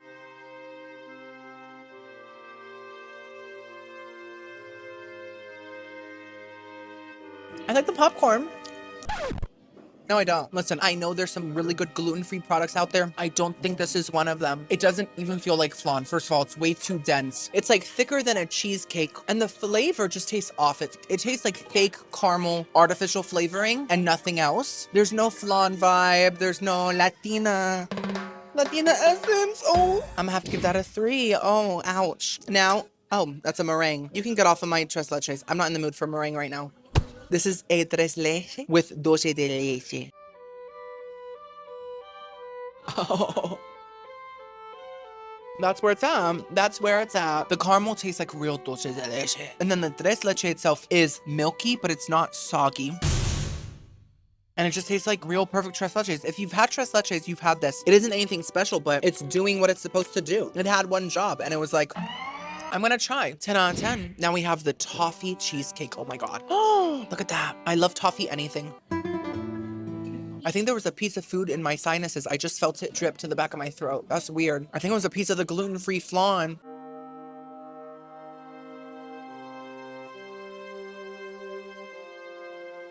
I just want the strawberry. Give me the strawberry. I didn't like that. It didn't taste like toffee at all. It tasted like a really processed crust. Oh, the crust reminds me of a Fig Newton. Whoever likes Fig Newtons, girl, you are stuck in 1992. I'm sorry, but Fig Newtons taste like a big old raisin. There's no redeeming qualities in a Fig Newton. So I don't like the crust, and the cheesecake itself doesn't taste like toffee. It tastes like a really, really, really weak chocolate flavor. And it's not that sweet. It isn't that rich. It's very empty. There's an emptiness to the flavor. And now there's an emptiness in my soul as well because of it. So I'm gonna have to give that a 2 out of 10, but love the tres leche, love the coconut cake. Guys, we only have 2 days left. What in the world? This has flown by. Or should I say sailed? Oh, enjoying the park, enjoying the breeze. On my bald head, it shines with ease. Oh, wow. Good morning, girlies. It's day 6. This is my OOTD. It's a new shirt from Amazon, and it's a little more form-fitting than my typical baggy trash bag shirts, you know? Huh? Sorry? Sure. Have you seen my channel? Yeah. Oh my God, thank you so much. It's so nice to meet you. Oh, that's so nice. Thank you so much for saying hi. It was nice meeting you. Oh my gosh, they recognized me. I love moments like that, and I wasn't awkward this time. I acted like a real life celebrity, which is my destiny. Today is a day at sea. So guess what we're doing? We're exploring the other half of the ship. I'm so excited to see the rest of it, even though I've seen most of it throughout the days because I had to pass through, go to different restaurants, but you haven't seen it yet. So it's gonna be so much fun. Of course, we have multiple meals planned. Breakfast, we're going to the food court and having lunch food because I ran out of breakfast options. And that's okay. Oh my gosh, guys, by the way, guess what happened? Wait, let me come closer. I felt like a princess last night, more than I typically do, because I got this golden ticket. This was on my door. It's an invitation to the ball. Sort of. It's an invitation to basically see behind the scenes of all the kitchens and all the dining rooms and all that stuff and to see how the food is made. Isn't that crazy? They must have seen me vlogging and been like, oh my God, invite him. And I'm so grateful, but sadly, I'm not going. In fact, I think it already passed. I'm not going because there's no videotaping allowed, so I can't bring you guys with me. And if you guys can't come with me, then I don't wanna go. But it was a super nice gesture. I wanna spend time with you guys. That's the whole point of this cruise. So anyways, let's start the day with breakfast. Hey, hey. I'm not eating hay, I'm not a horse. I'm gonna eat food, but hay rhymed. Where am I going? We are back at the food court and we are having Mediterranean food for breakfast at Feta. They didn't know what to name the restaurant and they saw the cheese. They said, that's perfect. Feta it is. Crumble was taken. And I basically got a bowl with this chicken shawarma type stuff on it. I smell Meryl. I smell Amanda Seyfried. I smell the lady with the blunt bob from The Grinch, Martha May Whovier. I smell all of them in this bowl. This is grease. Not like grease, like oil, like lard, you know, like grease, like the country. I'm so hyped. This looks really good. You know, we got herbed rice, lettuce, chicken. They didn't have gyro meat, and I typically like to get gyro meat on my Greek dishes just because it has the most flavor and it makes me feel like a hero. And I'm a big Marvel fan, so I just want to be immersed in that. But they did have chicken and pork. The pork looked very questionable, so I said no pig. And then I also got tzatziki, hummus, and she put big blobs of each. I was like, this is generosity. This is what Ellen always tried to be. And I got some cucumber and Greek vinaigrette, and the tomato is in puree form. Do they think I can't handle chewing? You see that? It's like a tomato smoothie. So let's try this Gerber feast. I'm gonna try to get some of everything in one bite.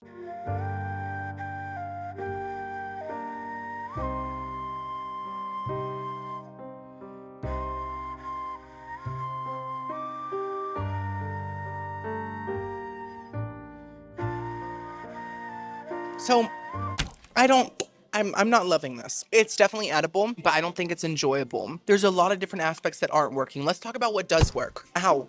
Now it's attacking me.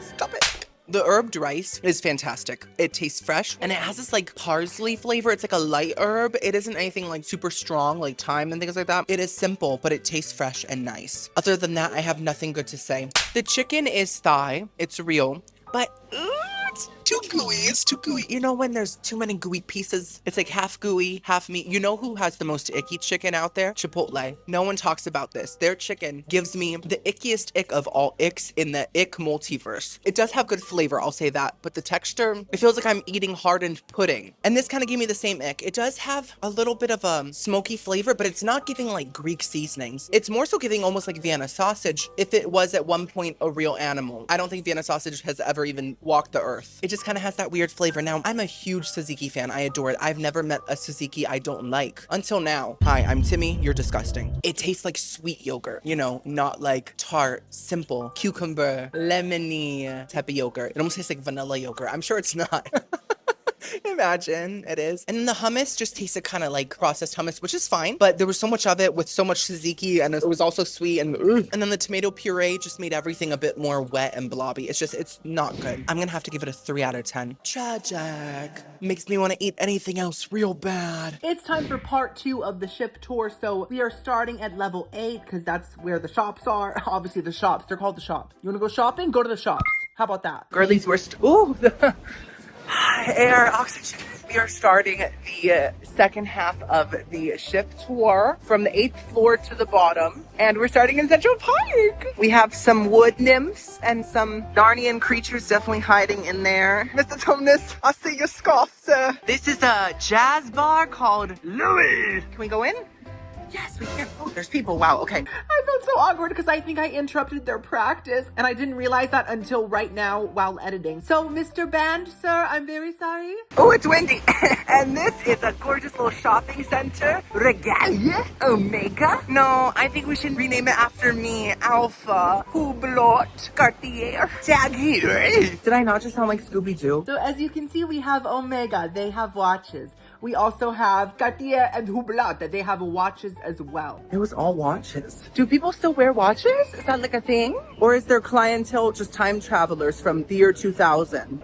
The human connection depicted in a very literal way. Support the arts, support the stretched out massive arm. There's a sushi and hibachi restaurant called Izumi in the park. I didn't eat here because it's always hard to film at a hibachi table because there's fire and other people, both things that terrify me. But they did have this really pretty metal tree. I didn't know metal could grow, but now I know. Dr. Seuss! And of course there's Chop's Grill, which we ate at, and this is a map of the park in case if you get lost. And I think this is some sort of a solar panel or a massive table. And this is some sort of a sculpture of who knows what, a glob of spit? Like, I don't know what that even is. And this is a fun area. It's called Surfside. It is beneath the big water park, as you can see.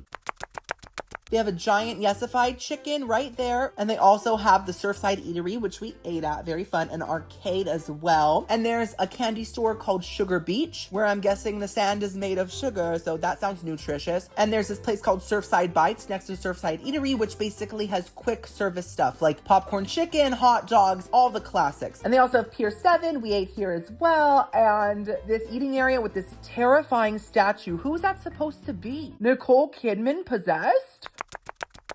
And this is level 6. So level 6 has part of the main lobby in it. So let's go through everything in the lobby, shall we? We have Boleros, which seems to be some sort of a nightclub where you can say zabadaboo, zabadabi, zabadadadadado. And there's another bar type area with a piano this time. And look, Giovanni's is here as well. Mediocre, it's okay. And this is a piano bar called Dueling Pianos. So if you've never seen two pianos fight, you're about to. Watch out, gets crazy. And this is also where the Pearl Cafe is. It's right next to this gorgeous view, windows from the roof to the floor.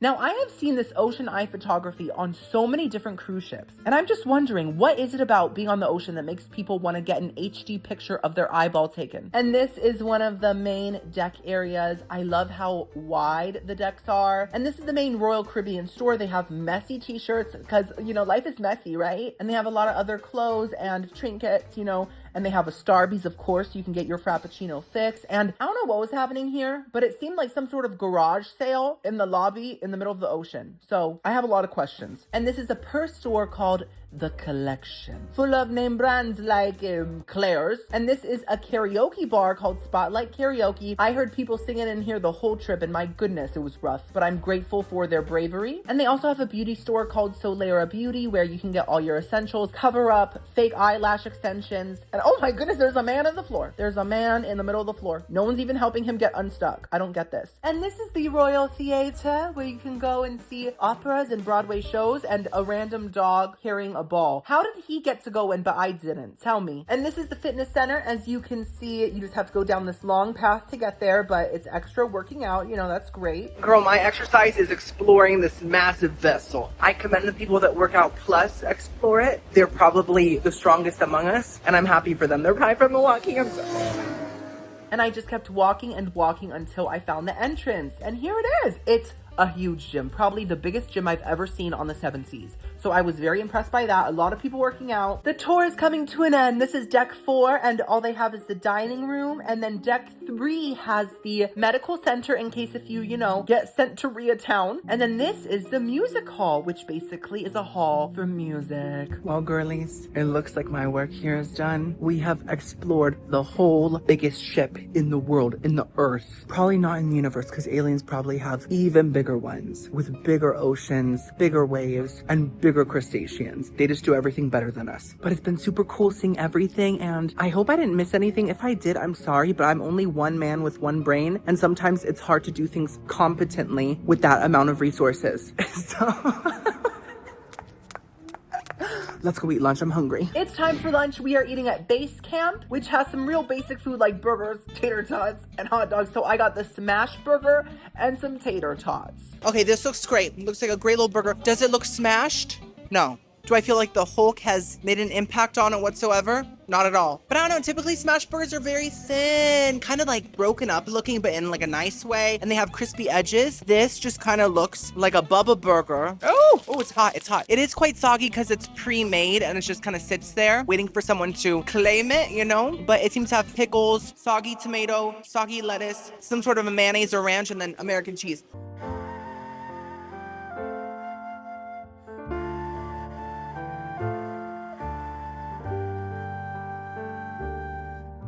Okay. Oh, no girlies. Let me try the meat by itself.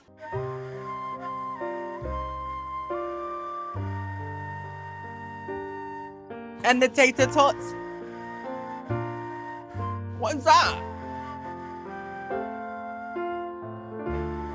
I don't like it at all. First of all, the tater tots. What in the hell happened here? They're tater tots. You can't mess up a tater tot. Unless if you're from the evil multiversal version of Idaho called Ida No. They're so dehydrated. I swear they're not crispy. They're just like dried from the inside out. There's no fresh potato in there. It's all stale crunch and they're barely salted. Trash. One of the worst things I've had on this cruise. Ow, my neck. Now, when it comes to the burger, it literally just tastes like a frozen patty. Don't call it a smash burger if it's not a smash burger. That's very different than a normal burger. It's like getting me and Chris Hemsworth confused, you know? We are very different. I'm so much more handsome. The patty is just so full of grease. You know, I prefer my beef patty to be a bit more greaseless in the sense that I like when the grease drips out of it during the cooking process. I feel like this one saved all the grease and was like, it's mine, I'm keeping it. All the toppings are completely hot and destroyed. And the bun is completely soggy all the way through. It's just not good. Overall, I'm gonna give this dish a 2 out of 10 and I'm going to win Jama and I'm gonna get something else because I'm still hungry. I got the beef stew on top of rice and some coconut custard pie and a strawberry shortcake. You may be thinking, Timmy, why did you get the beef stew from a buffet? That sounds a little scary. Well, guess what? I was craving it for some reason. I saw it. I was like, I want beef stew right now. And it's called the Guinness beef stew. And I personally love breaking records. So let's eat the desserts first. This is a coconut egg custard.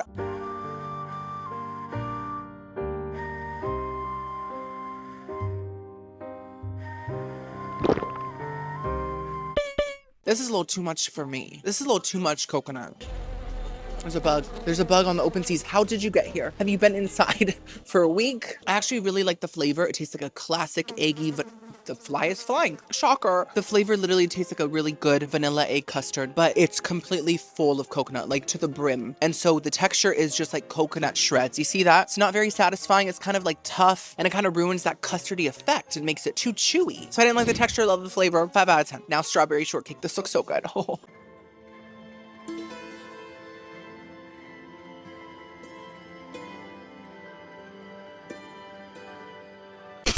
I love it. That's perfection. It tastes just like the raspberry one that we had the other day. Both strawberries. Mr. Goldblum, stop. This is not a collaboration. Refreshing. Sweet. Perfection. 10 out of 10. Now we have the beef stew. Let's see.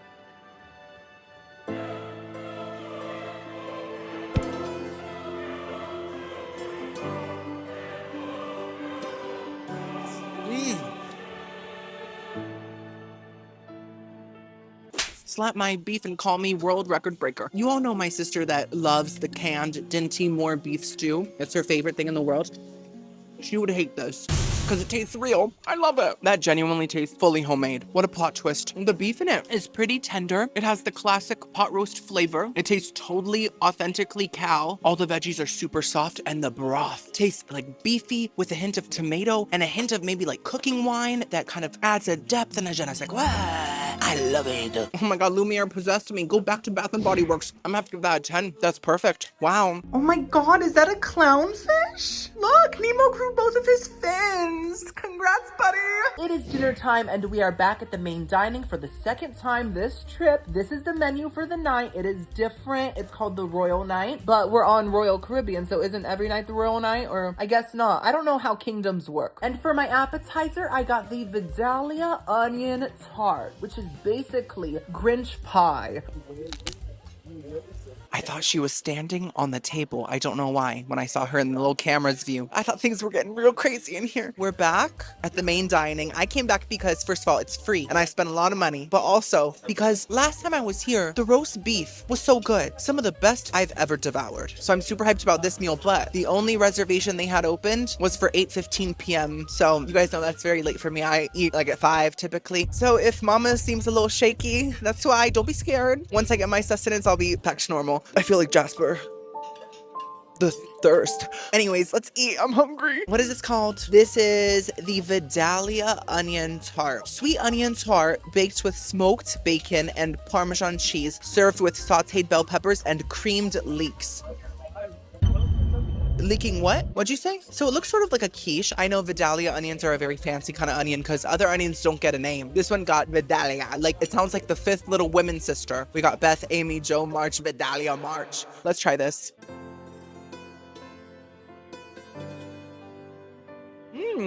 Oh, wow.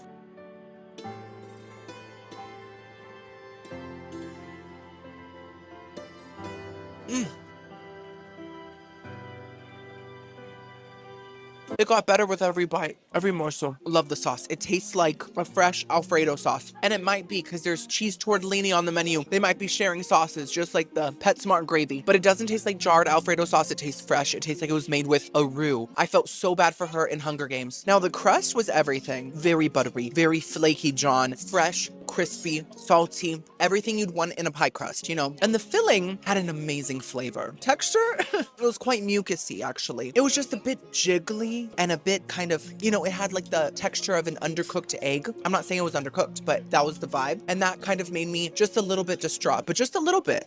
Oh my God. Y'all want to smell my onion pie burp? Anyways, yeah, the flavor of the filling was fantastic. It kind of tasted like Cracker Barrel hash brown casserole without the hash browns. So it had a very strong onion flavor, obviously, very cheesy, sharp. And then the bacon in it was a bit chewy, but it added so much real smokiness that went so well with the onion. Loved it. Besides the texture, I'm gonna give it a 7 out of 10. If the texture was better, it would be a 10, a full slay. For my entree, I got the cheese tortellini.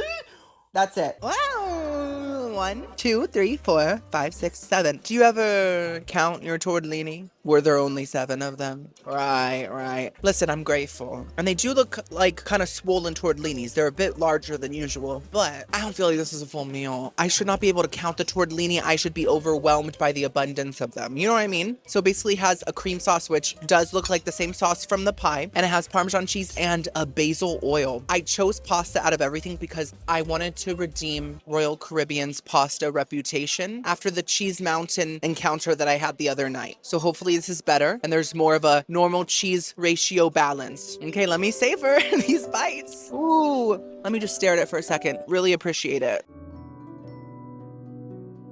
Okay.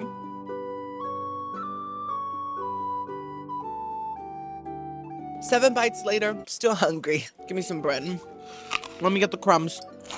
The thing is, it's not bad. It just tastes like I could make it at home without paying $3,000 for a cruise. You know what I mean? Like, it tastes like any of those cheese-filled tortellinis in the cheese aisle. And I can get a much bigger portion there, too. It's tender. The cheese filling tastes like rigat. It's a little too salty, though. I love the Alfredo sauce, and I loved it with the onion Pop-Tart as well. And the extra Parmesan added more of a kick. The basil oil added a hint of basil. There's not much more to say, but it is what it is. And I am what I am, which is a bald-headed 5'7" man in Skechers. I'm gonna give it a 5.5 out of 10. For my dessert, I got the baked Alaska. A steak never tasted so good. So it's a Neapolitan ice cream. That means chocolate, vanilla, strawberry. God, do you not know anything?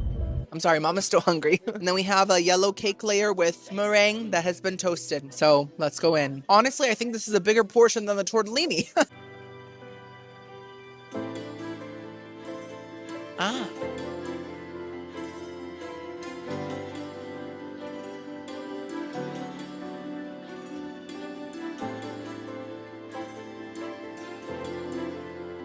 Yes! Redemption is here. Alaska, girl, you did it. You saved the meal. That was delicious. First of all, the strawberry sauce is giving Hershey strawberry sauce, and I think that that is a win. The ice cream tastes very creamy. The yellow cake is a little bit dry somehow, even though it's surrounded by moisture and Arctic things.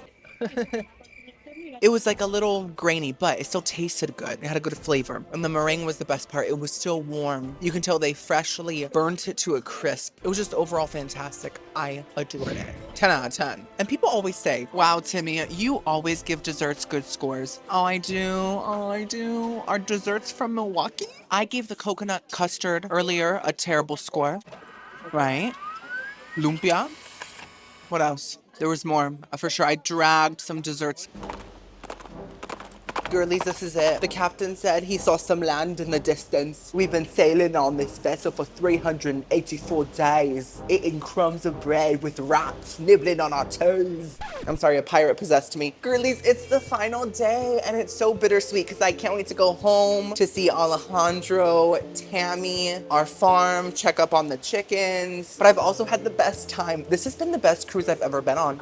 And I'm saying that after only experiencing 6 days, not even the 7th day. I'm saying it without a full opinion because I've had that good of a time. Also, if you're still watching, I'm glad that we share something in common. Both of us don't have hobbies, and I'm so grateful. It means the world to me. But I gotta say, girlies, I have to vent one more time on the 7th day. I hate my outfit. I hate it. I feel like a low quality, low resolution flower, because that's what this shirt is. Do you see how blurry that is? I hate that. I want HD IMAX clothing, you know? This is our itinerary for the day. We are having breakfast at the food court. It's the last place we haven't tried. It's the garden, whatever, floral place. And then it's time for perfect day at CocoCay. Perfect day at CocoCay, Royal Caribbean's private island. And I have been there once, but I only tried the free buffet food. We're gonna be trying food that costs money. And then dinner, we're having a seafood feast.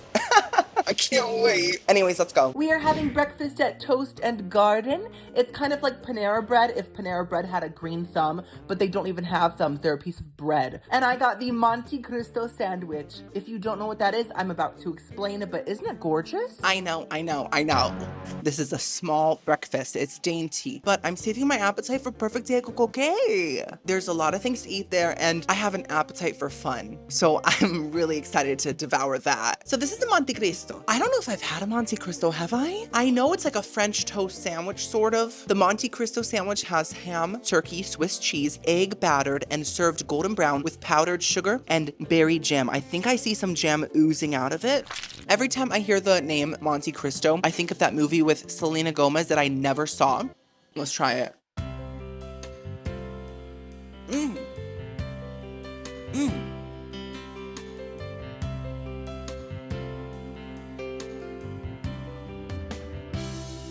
Oh, my Monte Cristo.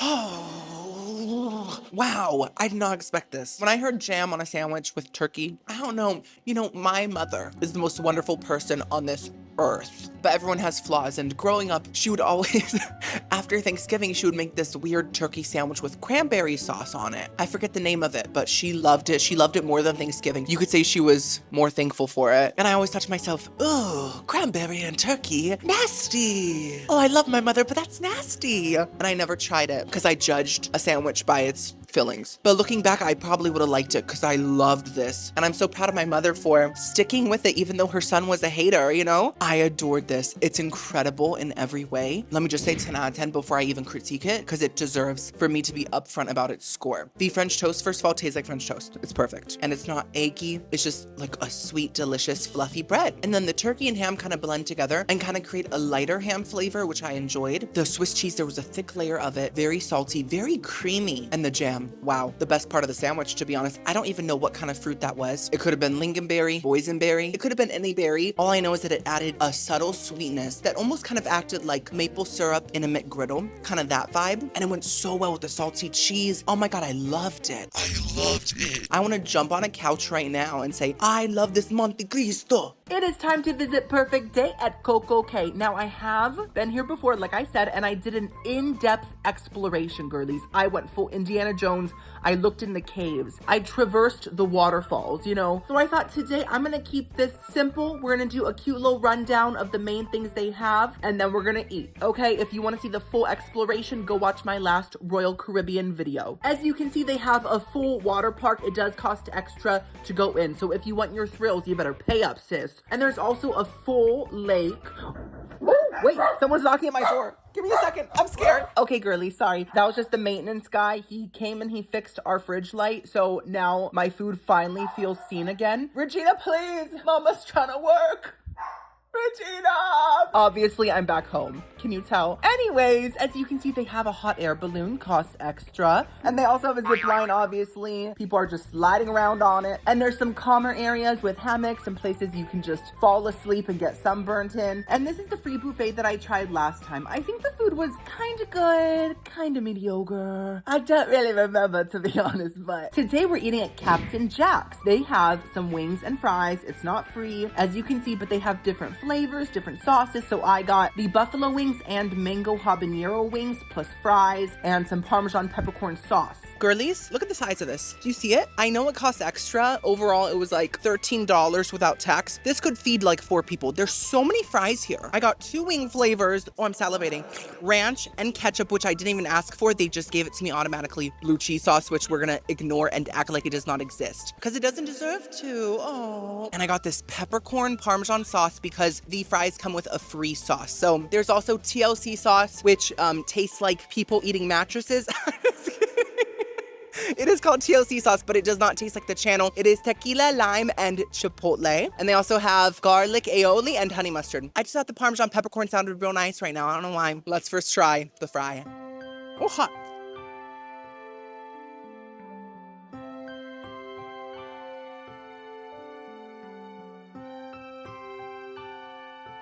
Okay, with ketchup. That's better. With ranch.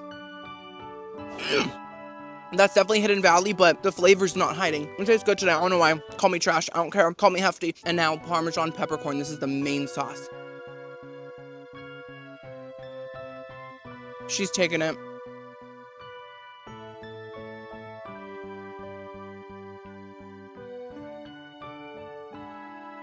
Girlies. These fries are not bad. I know I looked very disappointed. I was, but they're not worthless. They're useless, but not worthless. They're cooked perfectly, very crispy on the outside, very fluffy on the inside. They're just lacking flavor. I don't know what kind of oil they were cooked in, and I don't even know which oil makes the fry flavorful. What, peanut? All I know is that these taste like they were boiled in water, and also they're lacking salt. But like I said, I love the texture. So with the sauces, they do kind of work because the sauces have the flavor. The peppercorn Parmesan is delicious. You know what it tastes like? It tastes like dill pickle sauce without the pickle. So just sauce, but no, like there's a certain dill pickle sauce flavor, a je ne sais quoi, that this also has without the sourness, you know? It's a very creamy texture, mayonnaise-y, but it's tangy and creamy, and I'm almost done eating it. Wow. Oink, oink, oink. Next up, we got buffalo. So they have buffalo, mango habanero, Caribbean jerk, and barbecue. I always get jerk chicken everywhere I go, so I was like, let me change it up. Let's first try the buffalo. These are big mamacitas.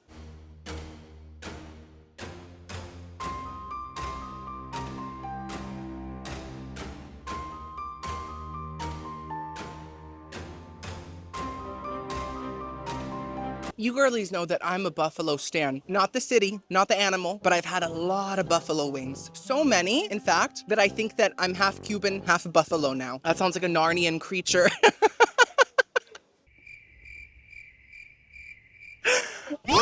Definitely on Aslan's team for sure. The White Witch couldn't handle all this Latina flavor. These are not the best buffalo wings I've ever had, but they're not the worst. They are breaded, but the breading is soggy in a bad way. It just feels like it's about to fall off of the meat. And the chicken itself doesn't feel too gooey, but it feels very tough. It doesn't have a tender, satisfying texture. It just feels a little low quality. But the buffalo sauce is fantastic. Perfectly tangy, a little bit spicy, makes my lips feel a little bit plump, like I just got them done. Not my favorite. Not my favorite. Okay, now let's try the mango habanero.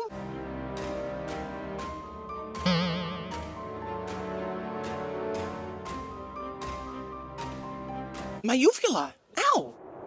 No. There was a sign saying no littering on the island, and I followed the rules. I got it. Not that I would litter if there wasn't a sign. Of course I wouldn't. I'm a respectable, decent ma'am. For people that don't get that joke, every time I go through a drive-thru, people call me ma'am, miss, madame, lady, because of my high-pitched, natural voice. Oh my gosh, I never told you guys once. Okay, sorry. I'll get back to the wings in a second, but there's a story that I never told you. It happened a couple months ago. I went to a Wendy's location that I've never been to, and I ordered, and the lady sounded annoyed, but not rude or anything, you know? And I get to the window, and she's like, oh. And I was like, what? And she was like, I thought you were a woman. And I said, oh no, I just have a high-pitched voice. And then she looked at me like suspicious. And I felt literally so uncomfortable. This is not a funny story, by the way. It's actually quite demeaning. So I don't want you to laugh. You're chuckling. I hear it. And then she came back with my food and said, have a good day, sir. Or whatever you are.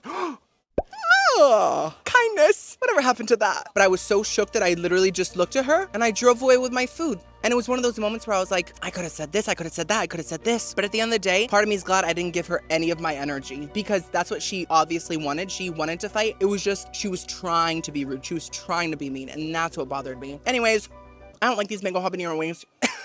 Wow, look, I'm paying the rudeness forward. They don't have much flavor besides sweetness and spiciness, if that makes sense. Like, there's nothing I can pinpoint and be like, oh, that's the mango. That's the habanero. No. There's, like, literally nothing there besides sweetness. So I'm not disgusted by it, but with the quality of the wing and the lack of flavor, I'm not happy. I'm gonna have to give it a 3. This should have been free food, but I'm still grateful for the portion size. Okay, girlies, this is it. The final meal of the 7-day vacation. And we're gonna end on a very oceanic note. We're eating at Hooked, the fish place. Now, I booked this months ago. I was like, I can eat at a fish place. It's fine. I've tried more fish recently. I've been on a fishy journey, but I'm not really in the mood. And I can't cancel the reservation. So we're just gonna make the best of it. I think they have a surf and turf situation type deal. So we can have a steak with a little hint of the lobster, a little bit of the cockroach of the ocean. So I'm excited. It's gonna taste great, I'm sure. Oh my gosh, I think I caught one. Daddy, I think I caught one. I got a fish. Girlies, I'm waiting for my reservation and this guy just walked past me and he let out the biggest fart. And then he looked back at me to see if I noticed and I acted like I didn't notice because I didn't want to get awkward, you know? I didn't want to be like, your fart stinks. I can't believe that happened. It feels surreal. This is the inside of Hooked. It's very high-end, very nice. And look at the sunset shining into my eyeball. Ow. They gave me a nice cheddar buttery biscuit for my little starter. It barely even smells fishy at all in here. Wow, that's great news. We love good news, right? But it might be because I just smelled that stinky ball of gas right outside the restaurant, so maybe my nose buds are still recovering. Who knows? But we got a biscuit. I think it's a rule that when you run a restaurant that serves lobster, you have to have a cheddar biscuit because that's what this is. It's a cheese biscuit with butter on top. It's giving Red Lobster. Thank you so much. Thank you. Mmm.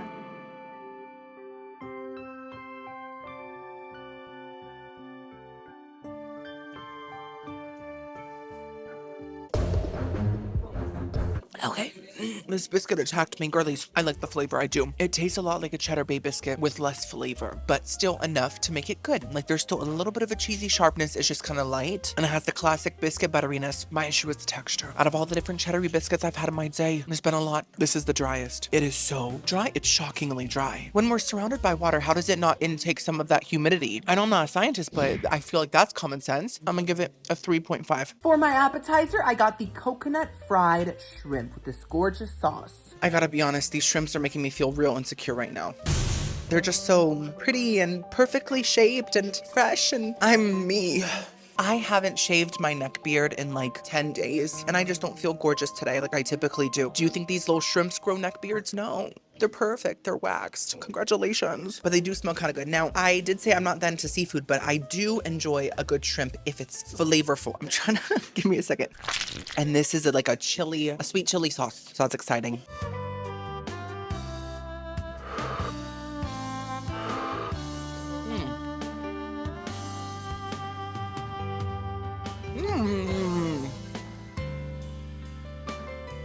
Oh, wow.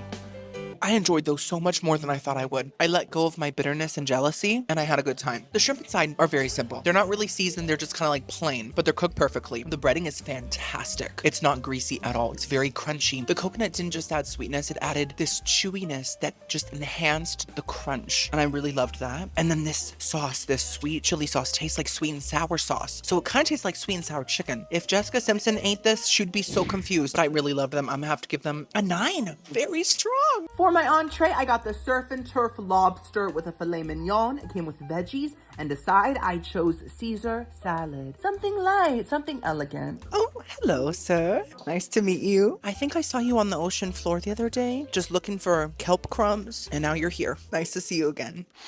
It does not smell fishy at all. I'm excited. Let's try the Caesar salad first.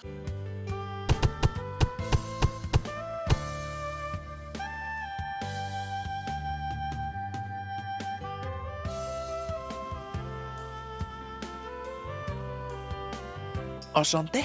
Enchanté. Mademoiselle. I wish I had a huge bowl of that. I wish that was my dinner. I'm very grateful for this, but I want more. That is not just a perfect Caesar salad, it's a unique one. Lettuce is crisp, the Parmesan is sharp, the croutons are crunchy. That's all good. But the dressing tastes like Caesar salad dressing mixed with Italian Olive Garden dressing. And it just makes it so much more refreshing and sour and bright and light. It's a very light Caesar. I'm just so impressed. 10 out of 10. Okay, dinner's eating so far. Let's separate the land and the sea. Get off of her. He's a human, you're a mermaid.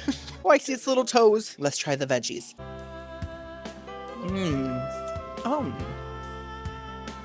Great so far.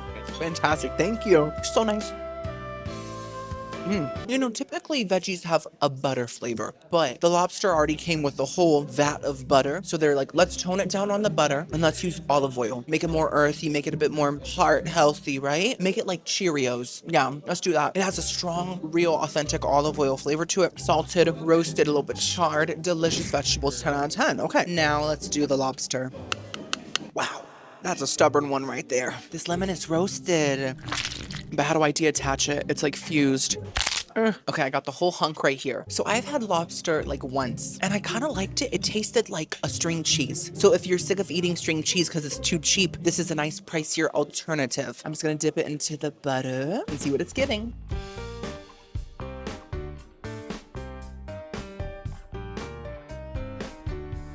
String cheese. Have you ever seen someone eat a lobster tail like a chicken tender? Now you have. That's not fishy in the slightest. You would never think that it came from the Marina's trenches. It literally tastes like chewier mozzarella cheese, maybe part skim. It's salty. I like the combination of the lemon with the butter because it's like richness and freshness. So it's nice. Would I order it like on its own? Never. But it came with a steak, so I am right on that. 7 out of 10. Yes, ma'am. Or should I say, yes, barnacle. Time for the steak.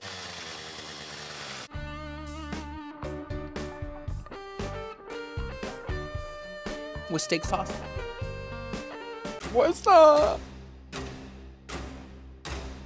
That ruined my day. So the steak sauce is one of the worst beings I've ever encountered. It tastes like the sweat of a demonic entity. I can't even describe it. It tastes like a bitter root mixed with the darkness of a soul and dust. But the steak is fine. It has a good texture. It just does not have a ton of flavor. It just tastes like it has salt and pepper on it, and there's no steak crust. And for me, the best part of a steak is the crust. Like, it really needs that. So if that's missing, it just kind of tastes like a slab of beef. Good beef, but just a slab. So I'm gonna have to give it a 5 out of 10. But loved the salad. Loved the salad. And for dessert, I got the cherry pie with ice cream and pecan crumbles. This smells so good. It smells like a real cherry pie. And Thanksgiving's right around the corner, girlies. Speaking of that, next week I'm on Thanksgiving break, so there's not gonna be any new video. I'm sorry. But in 2 weeks, there's gonna be a big, juicy one. Not this big. This is my biggest. Anyways, after eating that laughing cow creature, I am ready to devour this. Oh my goodness.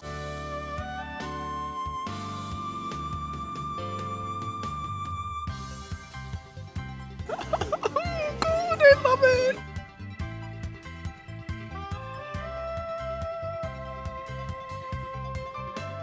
That was fabulous, girlies. You know, I'm too embarrassed to be that outgoing. That was crazy. First of all, the ice cream was a little bit icy. That was the only flaw. The cherry pie was warm. It did not taste like cherry pie filling. It tasted like fresh cherries mixed with like spices, like pumpkin pie spices, like cinnamon, nutmeg, all the seasonal flavors. And it made the cherries taste not just physically warm, but also warm to the palate, you know, warm to the senses. And the crust was so crispy yet soft. It almost fell apart in a very buttery way. And I just adored it. 10 out of 10. 10 out of 10. So the week is over, but we're not ending the video here. I had to end it in front of the UFO so that if the aliens decide to take me home with them, you will know where I went. Also, I was just on an elevator with a man playing a piano and he was like, hey, what's up? And then he was like, zabba-da-boo, zabba-da-bee. And I was like, what is going on? I didn't know they did that. You can play piano on an elevator. There's just no rules in life. So final thoughts. I had the best time on this cruise. I really did. I think it's my favorite cruise I've ever been on. At least the ship itself. The food was, I think, mostly good. Besides that evil steak sauce, like, I ate a lot. I enjoyed most of it. And I just feel like this ship is so new. It has so many good amenities. Even the cheapest room was fantastic to me. I love the shower. I could go on and on about that shower forever, but I'm not going to waste your time. So this is not sponsored at all, but I definitely recommend this cruise. I know it's pricier, but it is truly worth it. And if you watched this whole thing, you are that girl. You really are.